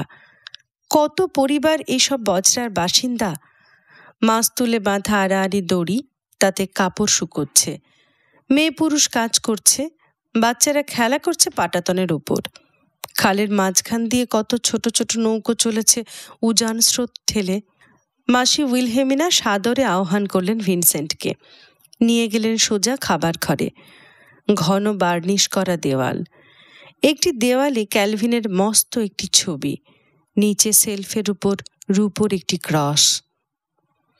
ঘরের স্বাভাবিক অন্ধকারে চোখ অভ্যস্ত হতে না হতে দীর্ঘাঙ্গী একটি যুবতী এসে সাদর সম্ভাষণ জানালো ভিনসেন্টকে। বললে, আমাকে তুমি চেনো না, আমি তোমার মামাতো বোন। কে? ভিনসেন্ট করমর্দন করল। কতদিন পরে তার হাতের নারীর কবঞ্চ কোমল করস্পর্শ। মেয়েটি বললে, আমাদের আর কখনো দেখা হয়নি এতদিন। ভারী আশ্চর্য না? আমার বয়স হলো 26, আর ধরো তোমার হলো। হাঁ করে তাকিয়েছিল। চমকে উঠে ভিনসেন্ট উত্তর দিল, হ্যাঁ, কম কি, 24 আমার। তুমি কখনো এর আগে আমস্টারডামে আসনি, আর আমিও ব্রাবান্টে যাইনি। কি করে যে এর আগে আমাদের আলাপ হবে বলো? যাই হোক, দাঁড়িয়ে রইলে কেন ভিনসেন্ট?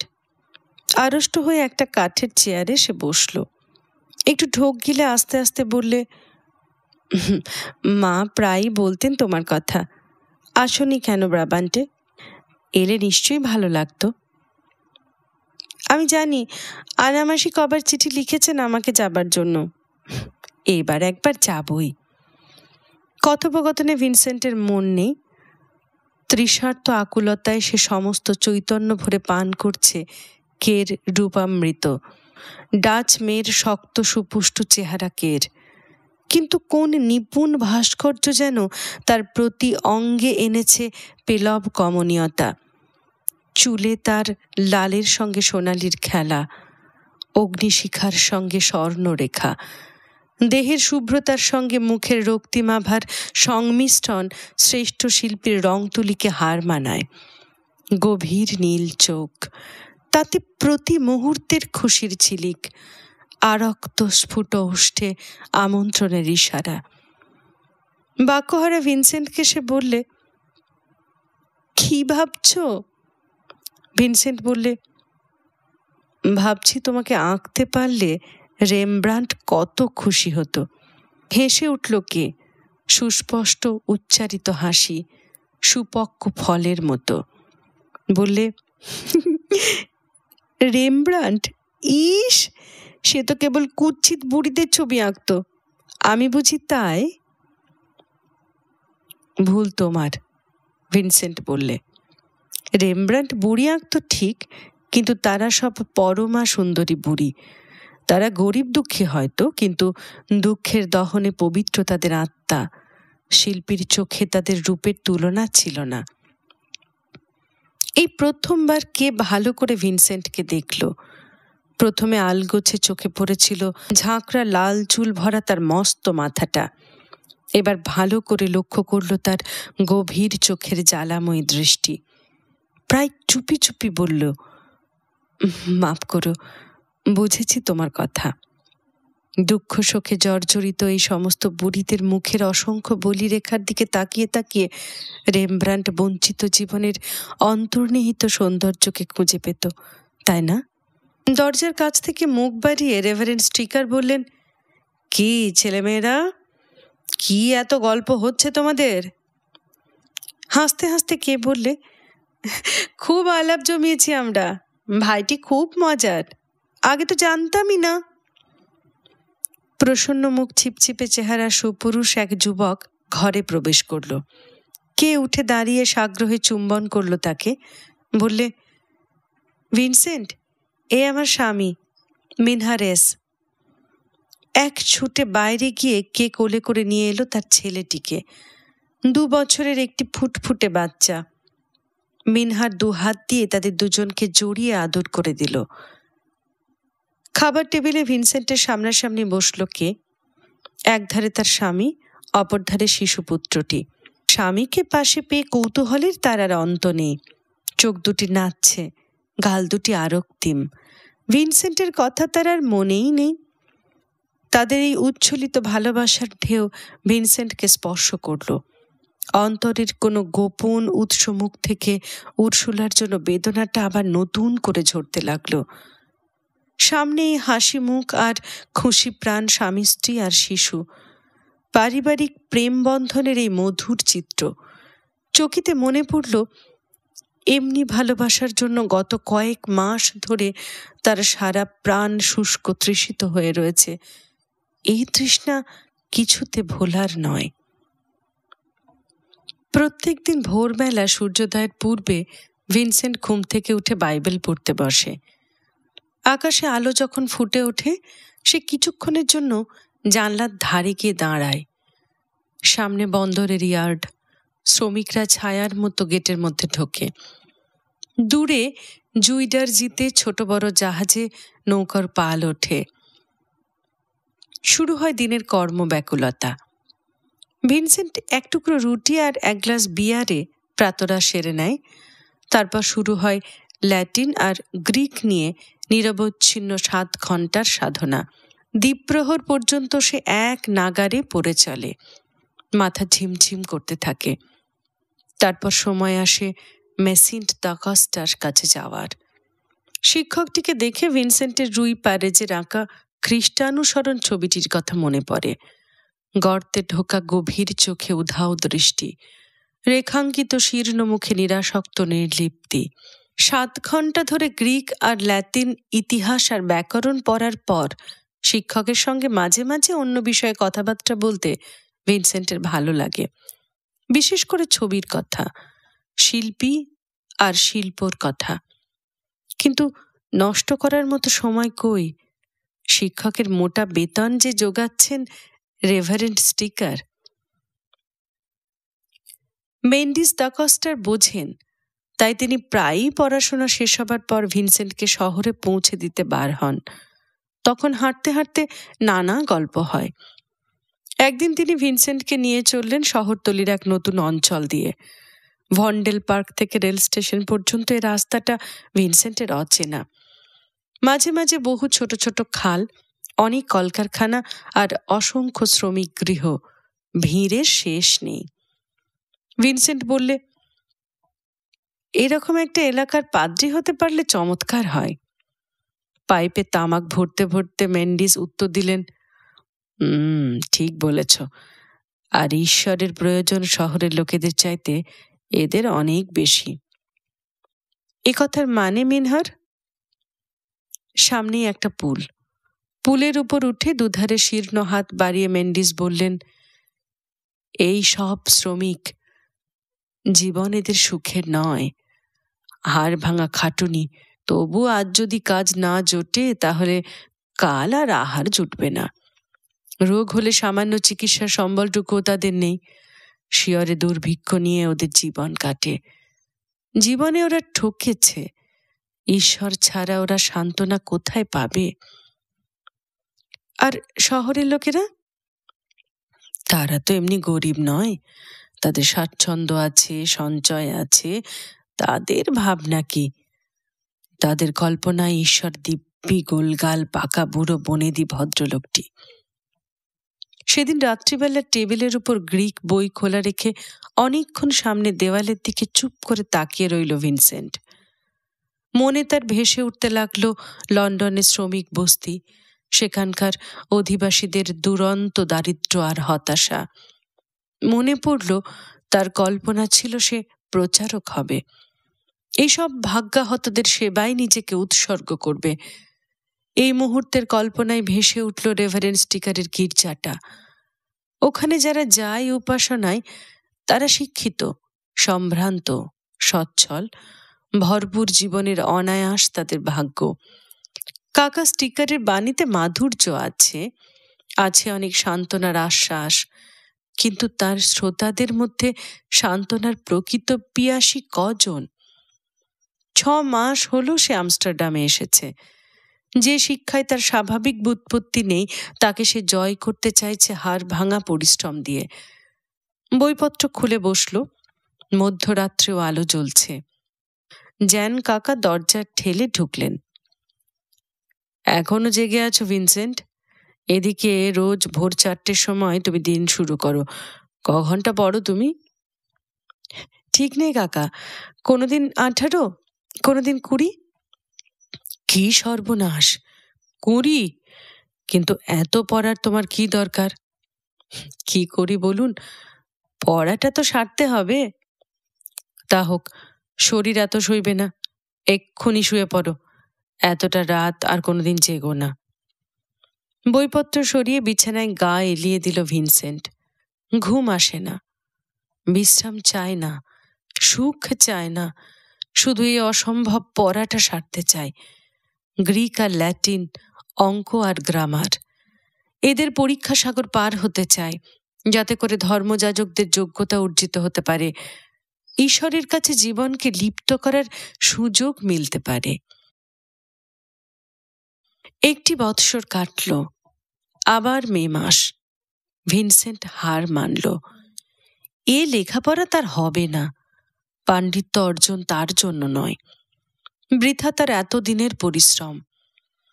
নিজের অসামর্থ্যের উপলব্ধি যে তাকে মুষড়ে ফেলেছে তা নয়, সঙ্গে রয়েছে জ্বালাময়ী জিজ্ঞাসা, কেন এই পরিশ্রম?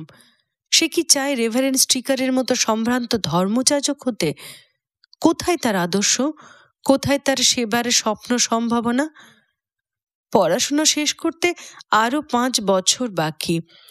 এ আদর্শ, এ স্বপ্ন 5 বছরে কোথায় মিলিয়ে যাবে?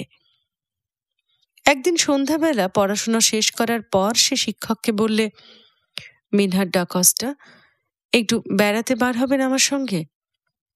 মেন্ডিস বুঝেছিলেন তার ছাত্রের মনে কি একটা প্রচণ্ড অন্তর্দ্বন্দ্ব চলছে। বুঝেছিলেন একটা চূড়ান্ত নিষ্পত্তির সময় সন্নিকট। গলায় একটা মাফলার পেঁচিয়ে বললেন, চলো, বাইরে চমৎকার হাওয়া, তোমার সঙ্গে একটু ঘুরেই আসা যাক। দুজনে বার হলেন পথে।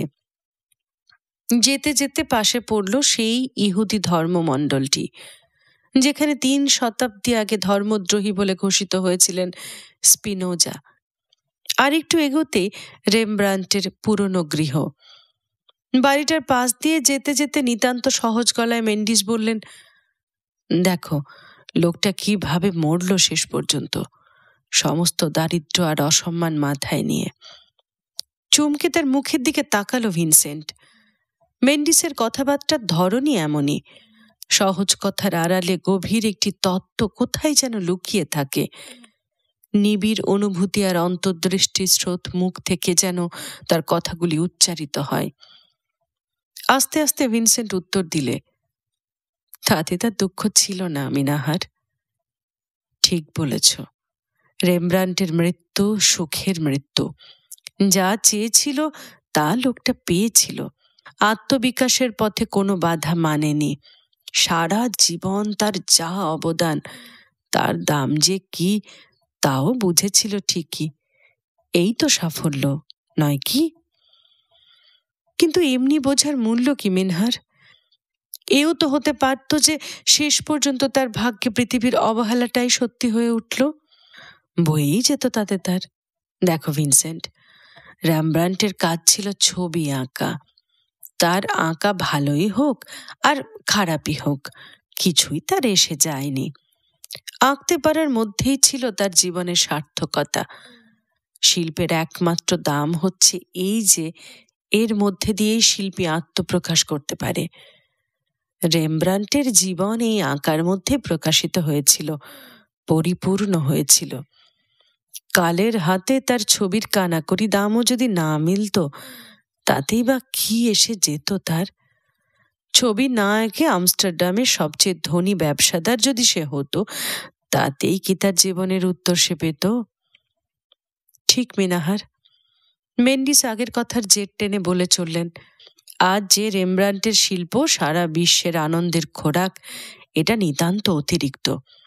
তোমার আমার সাদা চোখে যে জীবন ভাগ্য হতো, আসলে সে জীবনের পূর্ণতায় কোনো ফাঁক ছিল না। শিল্প সৃষ্টি লোকের কদর পেল না, সেটা কিছুই নয়। আসল প্রশ্ন হচ্ছে আদর্শ বিচ্যুতি ঘটল কিনা। শিল্পীর জীবন শিল্প হয়ে উঠল কিনা।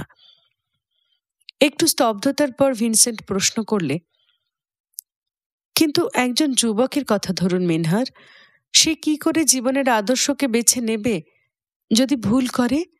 যদি সে মনে ভাবে বিশেষ একটা ব্রত সে নেবে আর পরে দেখে সে অক্ষম, অপারগ, তার আদর্শ তার ক্ষমতার বাইরে। মেন্ডিসের কালো চোখ দুটো চকচক করে উঠল। কথাটা ঘুরিয়ে নিয়ে বললেন, দেখো ভিনসেন্ট, সূর্যাস্তের আভা মেঘের মাথায় কেমন রং ছড়িয়েছে দেখো। বন্দরের কাছে তারা পৌঁছে গেছেন। জাহাজের মাস্তুল, বাড়ির ছাদ আর গাছের মাথায় সূর্যাস্তের সোনা। জাইডারজির সোনালি জলে ছায়া ফেলেছে এরা সব। চলো বাঁধের ওপর দিয়ে জিবুর্গের ওই দিকে এগোই। সেখানে ইহুদি গির্জের কবরের ধারে একটু বসবো, কেমন? ওখানে আমার পূর্বপুরুষেরা সবাই ঘুমোচ্ছে। হাঁটতে হাঁটতে মেন্ডিস ভিনসেন্টের প্রশ্নের জবাব এতক্ষণে দিলেন। বললেন, দেখো ভিনসেন্ট, কি যে তোমার ব্রত, কোন কাজ যে ঠিক তোমার কাজের মতো কাজ, সারা জীবনেও এ প্রশ্নের চরম জবাব তুমি পাবে না। যা করা উচিত মনে করো, সাহস আর নিষ্ঠা নিয়ে সেই কাজে যদি নিজেকে ভরিয়ে দিতে পারো, ব্যাস, তাহলেই হলো। হয়তো তুমি ভুল করছো, কিন্তু তাতে কি? করছো তো কিছু, করলেই হলো। ভুলের ভরসা ভগবান, বিশ্বাসের মালিক তুমি নিজে। ঈশ্বরের কাজের জন্য তৈরি হচ্ছ, কিভাবে করবে, কোন পথে চলবে, তোমার মনই তার উত্তর দেবে। মন যা বলছে তাই করো, এরই নাম আত্মবিশ্বাস। আত্মবিশ্বাসকে ভয় করো না কোনোদিন। কিছুক্ষণ পরে ভিনসেন্ট বললে, আচ্ছা মিনহার, এই শিক্ষায় যদি সফল না হই? মেন্ডিস বললেন, তার মানে? আমি বলছিলাম 5 বছর এইভাবে পড়ার পর পরীক্ষায় যদি পাশ করতে পারি, তারপরে আমার কি হবে? স্টিকার মেশোর মতো শহুরে ধর্মযাজকের জীবন, সে কি আমি পারবো?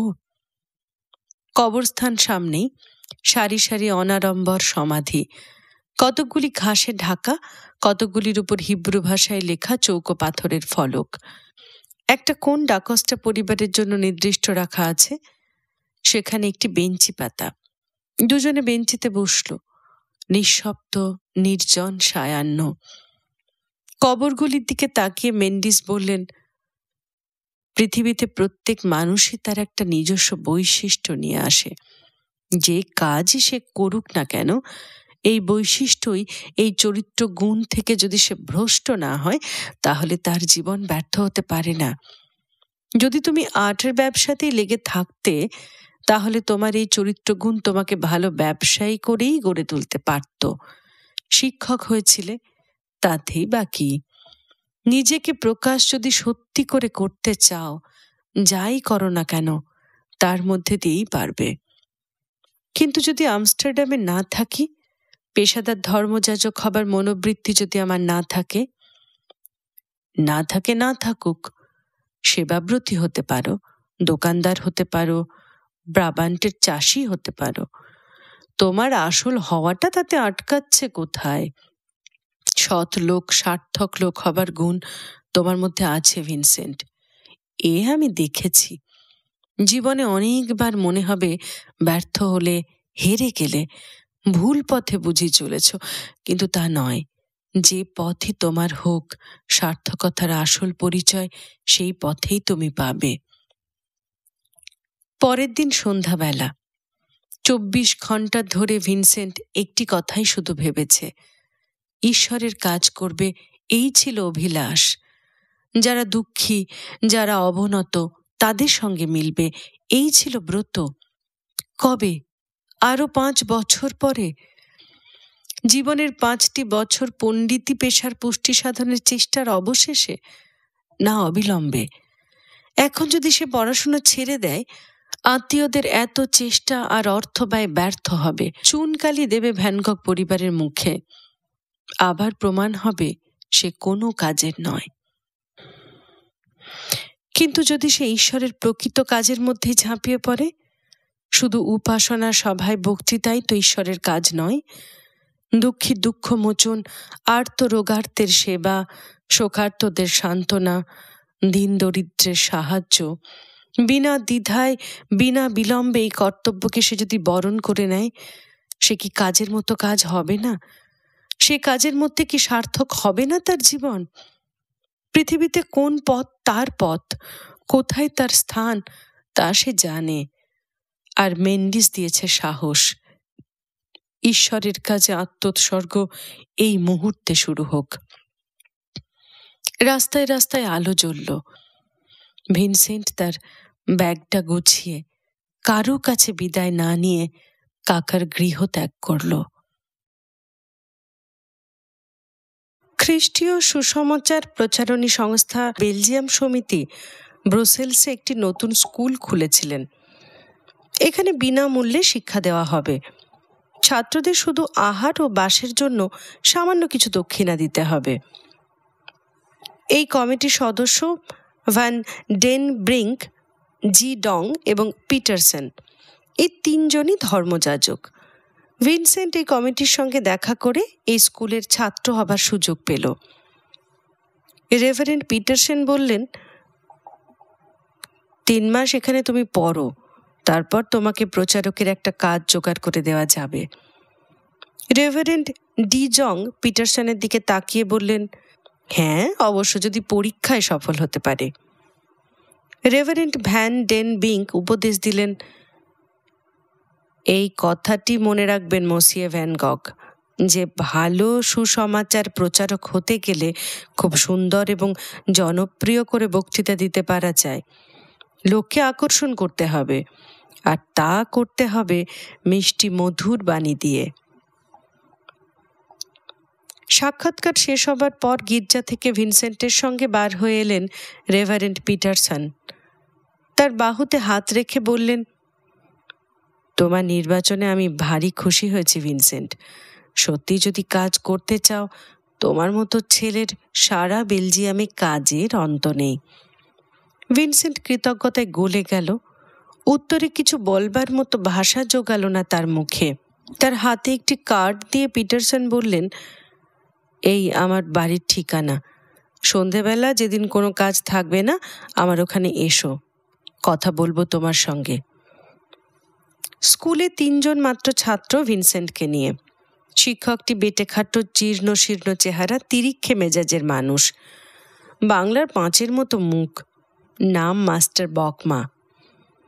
ভিনসেন্টের 2 জন সহপাঠী 19-20 বছরের গ্রাম্য যুবক। তাদের মধ্যে বন্ধুত্ব জমে উঠল, আর ভিনসেন্টকে নিয়ে ঠাট্টা তামাশা করাই হলো তাদের প্রধান বন্ধুত্বর বন্ধন।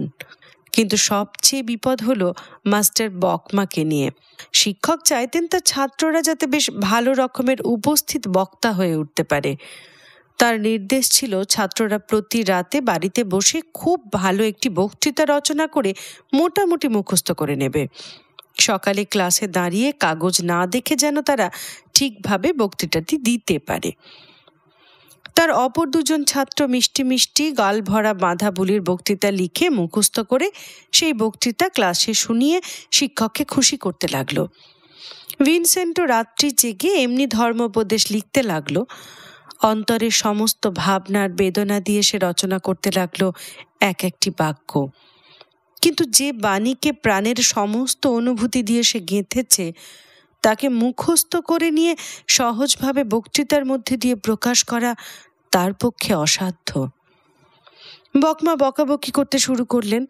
দাঁড়িয়ে উঠে বক্তৃতা করতে যে পারে না, মুখে মুখে বানাবার এতটুকু ক্ষমতা যার নেই, সে নাকি হবে প্রচারক। এমনি করে ধমক সত্ত্বেও বক্তৃতা দেওয়ার অভ্যাস ভিনসেন্টের রপ্ত হলো না। গভীর রাত পর্যন্ত সে ধর্মোপদেশ রচনা করে। প্রতিটি শব্দ অর্থময়, প্রতিটি বাক্য ভাব গম্ভীর। পরের দিন অন্য ছাত্ররা যখন সুলভ বক্তৃতায় শিক্ষককে সন্তুষ্ট করে, সে তখন তার রাত্রে রচনাটি পাঠ করতে চায়। শিক্ষক শুনতেই চান না। রুষ্ট স্বরে বলেন, 1 বছর আমস্টারডামে বসে বসে এই শিক্ষাই বুঝি পেয়েছিলে? আমার হাত থেকে যেসব ছাত্র তৈরি হয়েছে, তারা কথায় কথায় ধর্মের বক্তৃতা দিয়ে 5 মিনিটে শ্রোতাদের কাঁদিয়ে দিতে পারেন, তবে না। ভিনসেন্ট অনেক চেষ্টা করে হাল ছাড়ল। বকমা রেগে আগুন হলেন। ধমকে অপমানে জর্জরিত হলো ভিনসেন্ট। উল্টে একবার প্রতিবাদও জানালো সে। শিক্ষক হলেন শত্রু। নভেম্বরে কমিটির সামনে উপস্থিত হলো ছাত্ররা। হাঁপ ছেড়ে বাঁচল ভিনসেন্ট। আর মাস্টারি সইতে হবে না, এবার কাজ পেয়ে বাঁচবে। কমিটিতে বাকমা উপস্থিত, চোখে ক্রূর দৃষ্টি। তার সহপাঠী দুজনকে প্রশংসা করলেন রেভারেন্ড ডি জং। প্রচারকের কাজে নিযুক্ত করা হলো তাদের। এবার ভিনসেন্টের পালা। রেভারেন্ড ডি জং বললেন, মসিয়ে ভ্যান গক, কমিটি স্থির নিশ্চয় হতে পারেনি যে তুমি ঈশ্বরের কাজে উপযুক্ত, তাই তোমাকে এবার কোনো কাজ দেওয়া সম্ভব হলো না। একটু স্তব্ধতার পর ভিনসেন্ট বললেন, কি দোষ আমি করেছি? শিক্ষকের নির্দেশ তুমি মানোনি। খ্রিস্ট ধর্মের প্রধান নীতি হলো নির্দেশ মানা, বিদ্রোহ করা নয়। তাছাড়া ঠিকমতো ধর্ম নির্দেশ দিতেও তুমি শেখোনি। তোমার শিক্ষকই তোমার কাজে সন্তুষ্ট নন। ভিনসেন্ট রেভারেন্ড পিটারসনের দিকে তাকালেন। তিনি মুখ ঘুরিয়ে রেখেছেন অন্যদিকে। আপন মনেই যেন সে বললে অস্ফুট গলায়, তাহলে তাহলে আমি কি করব এখন? রেভারেন্ড ভ্যান ডেং ব্রিঙ্ক উত্তর দিলেন, স্কুলে তুমি ফিরে যাও, আরো 6 মাস পড়াশোনা করো, তারপর দেখা যাক। কয়েক মুহূর্ত মাথা নিচু করে দাঁড়িয়ে রইল ভিনসেন্ট। মোটা বুট জুতোটার চামড়া প্রায় ছিঁড়ে গেছে। আর কোনো কথা বলার নেই। নীরবে সে বার হয়ে গেল গির্জা থেকে। হাঁটতে হাঁটতে কখন সে লাইকেন অঞ্চলে চলে এসেছে নিজেই জানে না। একটা কাঁচা রাস্তা ধরে সে চলেছে এবার, দোকানপাট, লোকজনের ভিড় পেছনে ফেলে। খানিকক্ষণ পরে সামনে পড়ল একটা ফাঁকা মাঠ। ঘাস খুঁড়ছে বুড়ো একটা ঘোড়া, জীর্ণ শীর্ণ, সারা জীবনের কর্মশেষের ক্লান্তিতে নড়বড়ে। মাটিতে এমনি আর একটা ঘোড়ার সাদা সাদা হাড়ের কঙ্কাল। মাঠে অদূরে একটা কুটির, কসাই বাড়ি। এতক্ষণে অনর মনটা যেন একটু নড়ে উঠল এই ক্লান্ত করুণ দৃশ্যে। একটা গুঁড়ির উপর বসে পাইপটা ধরালো। ধোঁয়াটা তেতো তেতো লাগছে। একটু আদরের আবদারে বুড়ো ঘোড়াটা কাছে এসে হাতের সামনে গলাটা বাড়িয়ে দিয়েছে। আস্তে আস্তে তার মনে নেমে এলো ঈশ্বরের কথা, মনে পড়ল যিশুর কথা। কত বাধা, কত বিপর্যয় যিশুকে টলাতে পারেনি। যিশু বলেছিলেন, ভয় কি আমার, আমি তো একলা নই, ঈশ্বর আছেন আমার সঙ্গে। সান্ত্বনা পেল মনে মনে। বাড়ি ফিরল ভিনসেন্ট সন্ধ্যাবেলায়। দেখল পিটারসন অপেক্ষা করছেন। তিনি বললেন, তুমি আজ রাত্রে আমার সঙ্গে খাবে, তোমাকে নিয়ে যেতে এসেছি। পিটারসনের বাড়ির সামনের ঘরটা যেন একটা স্টুডিও। দেওয়ালে কয়েকটি জলরঙা ছবি, এক কোণে একটি ইজেল। ও, ভিনসেন্ট বললে, আপনি ছবি আঁকেন? আমি জানতাম না তো। পিটারসন একটু লজ্জিত হলেন।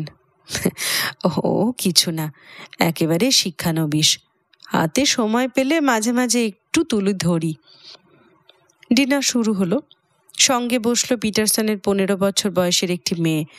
এত লাজুক যে টেবিল থেকে মুখই তোলে না সারাক্ষণ। পিটারসন এটা ওটা নানা কথা বলতে লাগলেন। খাবারের রুচি না থাকলেও ভিনসেন্ট ভদ্রতা করে এটা ওটা মুখে তুলতে লাগলো। হঠাৎ তার কান খাড়া হয়ে উঠল পিটারসনের একটি কথায়। তিনি বলছিলেন, কয়লা খনির এলাকা এই বরিনেজ। এখানকার প্রায় প্রতিটি লোকই খনির খাদে কাজ করে। জীবন সংগ্রামের জন্য প্রতিটি দিন, প্রতি মুহূর্ত কি বিপদের মুখোমুখি তাদের কাটে। অথচ জীবিকা যা জোটে তাতে বেঁচে থাকা বিড়ম্বনা। বাস করে তারা জীর্ণ কুটিরে, অন্নহীন, বস্ত্রহীন। ভিনসেন্ট বুঝতে পারে না পিটারসন হঠাৎ এই প্রসঙ্গ তুলল কেন। সে জিজ্ঞাসা করলে, আচ্ছা, বরিনের জায়গাটা কোথায়? বেলজিয়ামের দক্ষিণে, মন্সের কাছাকাছি। সম্প্রতি আমি কদিন সেখানে কাটিয়ে এসেছি। আমি দেখেছি সত্যি যদি ধর্মের বাণী, আশার বাণীর কারোর দরকার হয়, সেই বর্ণিচের অধিবাসীদের। গলায় খাবার আটকে এলো ভিনসেন্টের, হাতের ছুরি কাটা খসে পড়ে আর কি।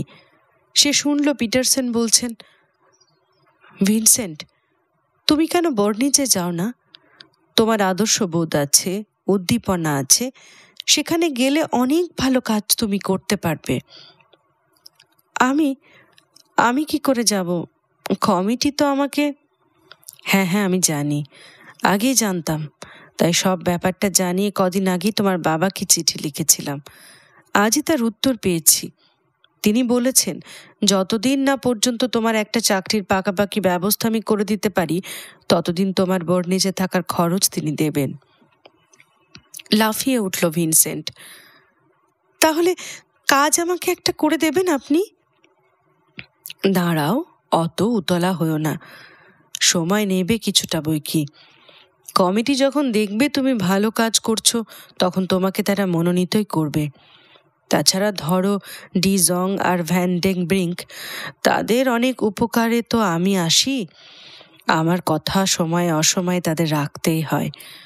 একটা কথা আমি বিশ্বাস করি ভিনসেন্ট, পৃথিবীতে দুঃখের অভাব নেই, আর তোমার মতো লোকেরই দরকার তাদের মাঝখানে গিয়ে দাঁড়াবার জন্য। ট্রেন প্রায় গন্তব্যস্থলে এসে পৌঁছেছে। চক্রবালে ফুটে উঠল কালো কালো কয়েকটি পাহাড়। ভারী খুশি লাগলো ভিনসেন্টের। ফ্যান্ডার্সের সমতল ভূমি দেখে দেখে চোখের বিস্বাদ বুঝি ঘুঁচল এতক্ষণ। বেশ কিছুক্ষণ ওই দূরের পাহাড়গুলোর দিকে তাকিয়ে থাকতে থাকতে মনে হতে লাগলো ওগুলো যেন কেমন অদ্ভুত ধরনের। ওগুলো কোনো পর্বতমালার অংশ নয়, সমতল মাটির উপরই হঠাৎ হঠাৎ মাথা খাড়া করে উঁচু হয়ে ওঠা। মনে মনে ভিনসেন্ট বললে, আশ্চর্য, ঠিক যেন কালো কালো পিরামিড। পাশের যাত্রীটিকে সে শুধল, আচ্ছা বলতে পারেন ওখানে ওই পাহাড়গুলো এলো কি করে? তার বলতে পারি নে, ওগুলো হচ্ছে কয়লার খাদের পাহাড়। খনি থেকে কয়লার সঙ্গে যে আবর্জনাটা উঠে আসে তারই স্তূপ। ওই যে ছোট্ট গাড়িটা চলছে দেখেছেন, ওটাকে লক্ষ্য করুন, তাহলেই বুঝতে পারবেন।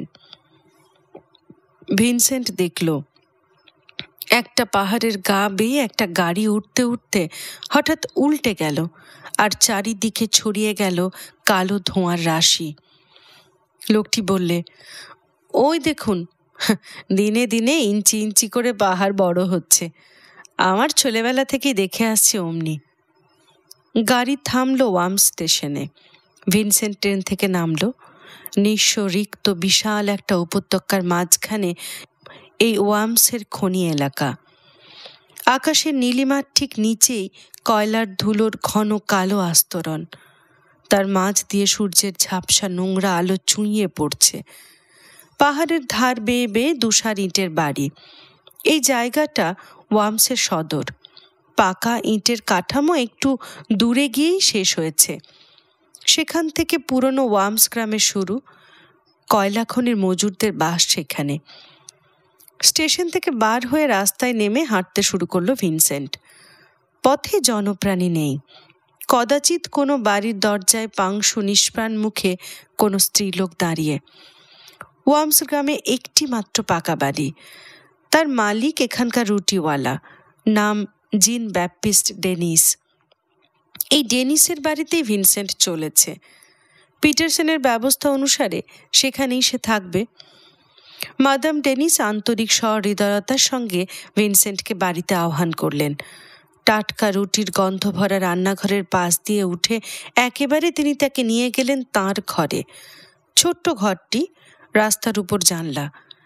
গৃহবাসিনী আগে থেকেই ঘরটিকে ঝেড়ে মুছে সাজিয়ে ঝকঝকে করে রেখেছেন। ভারী ভালো লাগলো ভিনসেন্টের। শুধু ঘর নয়, ভালো লাগছে সমস্ত পরিবেশ। জিনিসপত্র খোলবার তর সইল না। মোটা মোটা সিঁড়ি বেয়ে রান্নাঘরে নেমে মাদাম ডেনিসকে বলে সে বার হলো রাস্তায়। মাদাম ডেকে বললেন, ফিরতে যেন খুব দেরি না করে, খাওয়ার সময় পিছিয়ে না যায়। না, এই একটু চারিদিকটা ঘুরে এলাম বলে। গত রাত্রে তুষার পড়েছিল। মাঠের ধারের বেড়াগুলোর কালিমা তুষার কিন্তু মুছে ফেলতে পারেনি। ডেনিসের বাড়ির পূব দিকে মস্ত একটা খাড়ায়, তার গায়ে গায়ে শ্রমিকদের কুটির, উল্টো দিকে প্রান্তর। সেখানে কয়লার খাদের একটা আবর্জনা পাহাড় আর কয়লা খনির সার সার চিমনি। খনির নাম মার্কাস। গ্রামের অধিকাংশ লোক এই খনিতেই খাটে। প্রান্তরের মাঝখান দিয়ে একটা রাস্তা, খানাখন্দ, কাঁটা চারা আর মরা গাছের শুকনো শিকড়ে ভরা। মালিকদের আরও অনেক আছে, তবে এই খনিটাই সবচেয়ে পুরনো। আর সারা বরিনেজ অঞ্চলে এমনি বিপজ্জনক খনি আর দুটি নেই। হয় বিষাক্ত গ্যাসে, না হয় বিস্ফোরণে, না হয় জল উঠে, না হয় ধস নেমে এই খনি যে আজ পর্যন্ত কত শ্রমিকের বলি নিয়েছে তার ইয়ত্তা নেই। দুখানি পাকা গাঁথনির ইটের ঘর নিয়ে খনির কারখানা। সেখানে রয়েছে কয়লা তোলার ও কয়লা ছেঁকে গাড়িতে ওঠাবার যন্ত্রপাতি। খাড়া খাড়া চিমনিগুলো 24 ঘন্টা কালো ধোঁয়া উদ্গীরণ করছে। খনির চারিদিকে শ্রমিকদের অসংখ্য খুপড়ি, কাঁটা ঝোপ, মরা গাছের শুকনো ডাল, ছাই গাদা আর আবর্জনার স্তূপ। সবার মাথার উপর কালো পিরামিডের ভ্রুকুটি, তারও ওপরে আকাশ, বর্ণহীন কলঙ্ক ধূসর। চারিদিক যেন প্রাণহীন কৃষ্ণ মরু। নির্জন পথে একলা ভিনসেন্টের মনটা বিমর্ষ হয়ে গেল। খানিক অদূরে কিছুক্ষণ দাঁড়িয়ে থাকার পর হঠাৎ বাঁশি বাজল। খুলে গেল কারখানার গেট। শ্রমিকেরা বার হতে লাগলো। গায়ে তাদের ছিন্ন ভিন্ন মোটা পোশাক, মাথায় চামড়ার টুপি।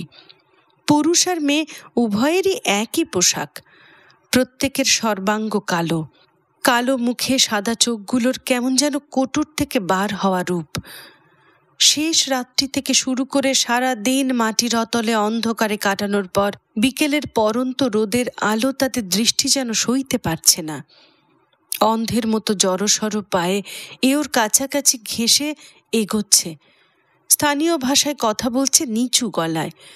জীর্ণ শীর্ণ দেহ সকলেরই, ঝুঁকে পড়া কাঁধ, ঝুলে পড়া দুই হাত। ভিনসেন্ট বুঝতে পারল এতক্ষণ চারিদিক এত নির্জন বলে মনে হচ্ছিল কেন। ওয়ামস আসলে মাটির ওপরে নয়, মাটি থেকে 700 মিটার নিচে সুড়ঙ্গ পথ আকীর্ণ পাতাল নগরী আসল ওয়ামস। দিন রাতের অধিকাংশ সময় এখানকার প্রতিটি লোকের কাটে সেই পাতালে। সন্ধেবেলা খাবার টেবিলে মাদাম ডেনিস বললেন, মার্কাসের একজন পুরনো ফোরম্যান এখানে আসবে, তার সঙ্গে আলাপ করে এখানকার বিষয়ে অনেক কিছু আপনি জানতে পারবেন। ভিনসেন্ট বললে, বেশ তো। মাদাম ডেনিস আবার বললেন, জ্যাকিস ভার্নি সামান্য শ্রমিক ছিল, খালি নিজের চেষ্টায় এত বড় হয়েছে, কিন্তু তবু সে শ্রমিকদের বন্ধু। ভিনসেন্ট প্রশ্ন করলে, এ কথার মানে বড় হলে কি আর শ্রমিকদের বন্ধু থাকে না নাকি? না মসিয়ে ভ্যান গগ, যখনই কোনো লোক এই গ্রাম থেকে শহর বাজারে গিয়ে বাসা বাঁধে তখনই তার দৃষ্টিভঙ্গি বদলে যায়। যে তখন সে পয়সার লোভে সব ব্যাপারে মনিবদের পক্ষ নেয়, ভুলে যায় যে এককালে সে এখানেই গতর খাটত। তবে জ্যাকে সেরকম নয়, সে সৎ আর বিশ্বাসী। ধর্মঘটের সময় কারো কথা শ্রমিকরা মানে না, কেবল ওর কথা ছাড়া। কিন্তু আহা, বেচারি আর কতদিনই বা বাঁচবে। কেন, কি হয়েছে তার? সেই পোড়া ব্যামো, বুকের দোষ। তবে খনিতে যারা নামে ব্যামো তাদের মধ্যে হবে না কার?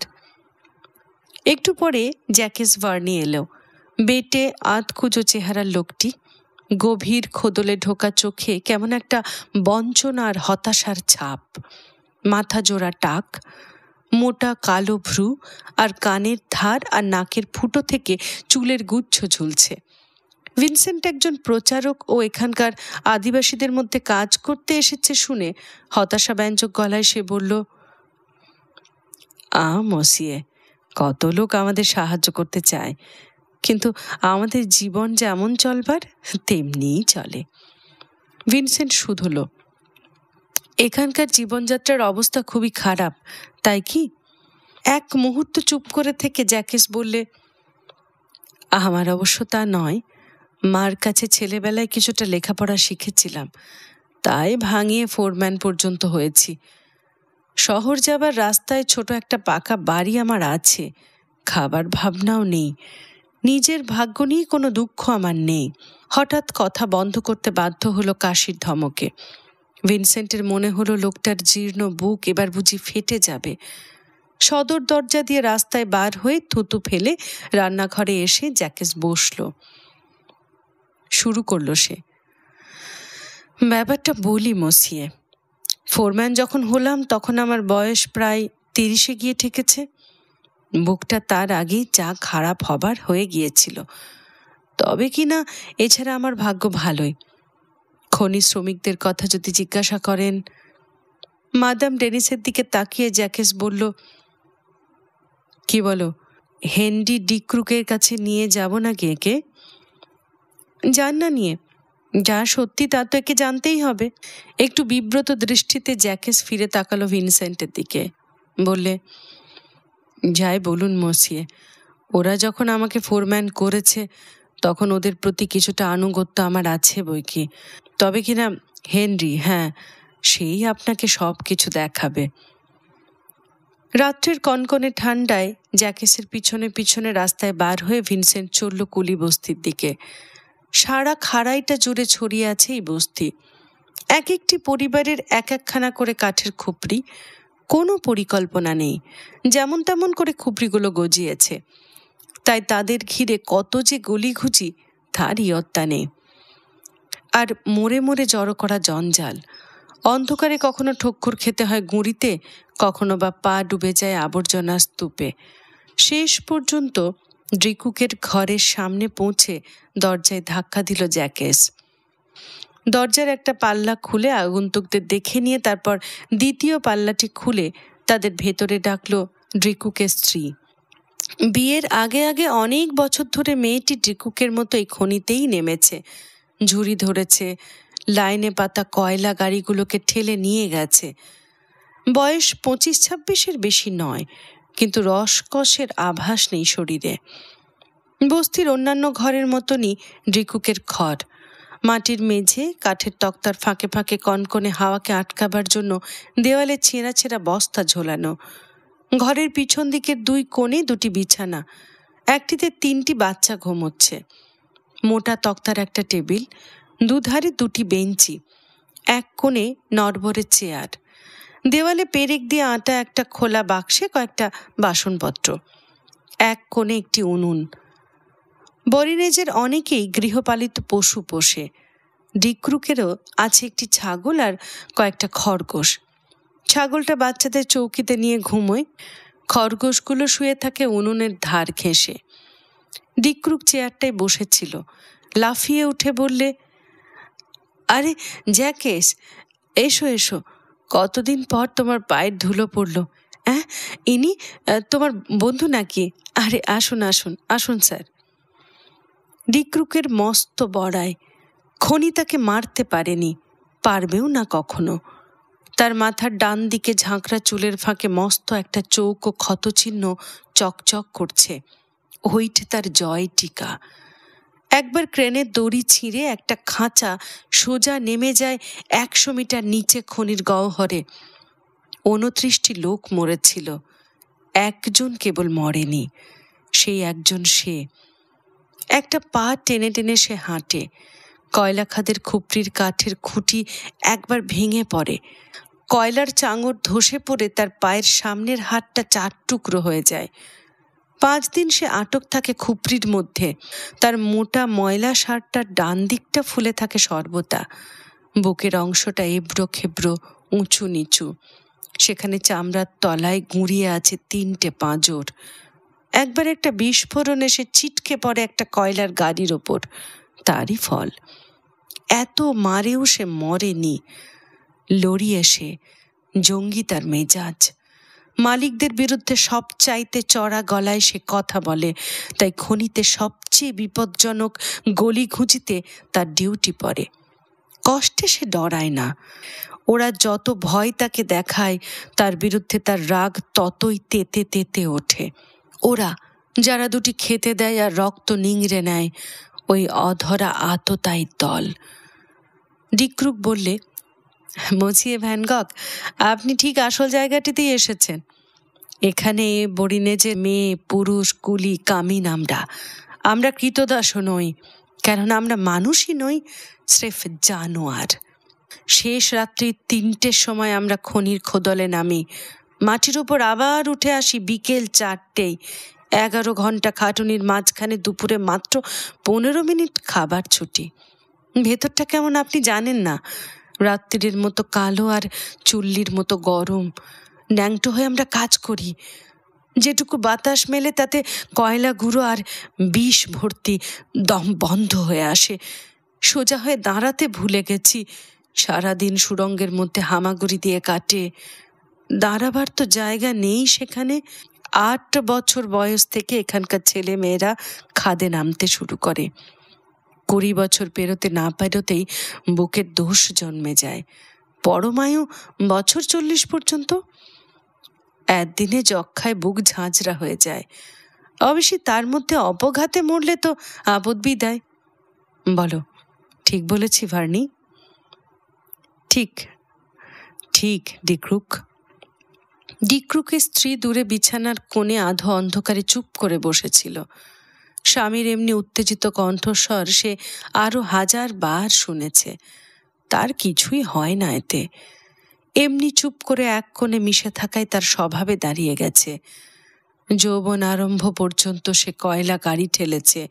তারপর ৩টি সন্তান আর বছরের পর বছর ছেঁড়া চটের ফাঁকে ফাঁকে হাড় কাঁপানো শীতের আক্রমণ। এতদিনে তার সব রক্ত জমে ঠান্ডা। ভাঙা পাটাকে একেবারে সরিয়ে ডিক্রুক আবার বলতে শুরু করলো, আর এর বদলে আমরা কি পাই জানেন মসিয়ে? এই এক ঘরের একটা খুপড়ি আর গাঁইতি মারার মতো শক্তিটুকু যাতে হাতে থাকে তার উপযুক্ত এক মুঠো খাবার। পোড়া রুটি, কালো কফি, পচা পনির, এক টুকরো মাংস হয়তো সারা বছরে একবার কি দুবার। মাইনে থেকে ৫০টা আদলা যদি কেটে নেয় তাহলে শুকিয়ে মরবো। কয়লা তোলা আর হবে না। সেই জন্যই ওইটুকু ওরা কাটে না। তাই অনাহারে ঠিক দোরগোড়ায় দাঁড়িয়ে সারা জীবন কাটে। যে মরে সে মরে কুকুরের মতো। তার বউ ছেলে হাত পেতে পথে ঘুরে বেড়ায়। ৮ বছর থেকে ৪০, এই ৩২টা বছর পরে ভবযন্ত্রণা ঘুঁচে। তখন ওই পাহাড়ের কোনায় গর্তের মধ্যে দেহটার সঙ্গে সব দুঃখ মাটি চাপা পড়ে। শেষ হল নির্মলচন্দ্র গঙ্গোপাধ্যায়ের উপন্যাস জীবন পিয়াসা। আজ ছিল প্রথম পর্ব। পরবর্তী পর্ব নিয়ে ফিরছি খুব শিগগিরই। ততদিন আপনি শুনুন গল্পের ক্যারাভ্যান।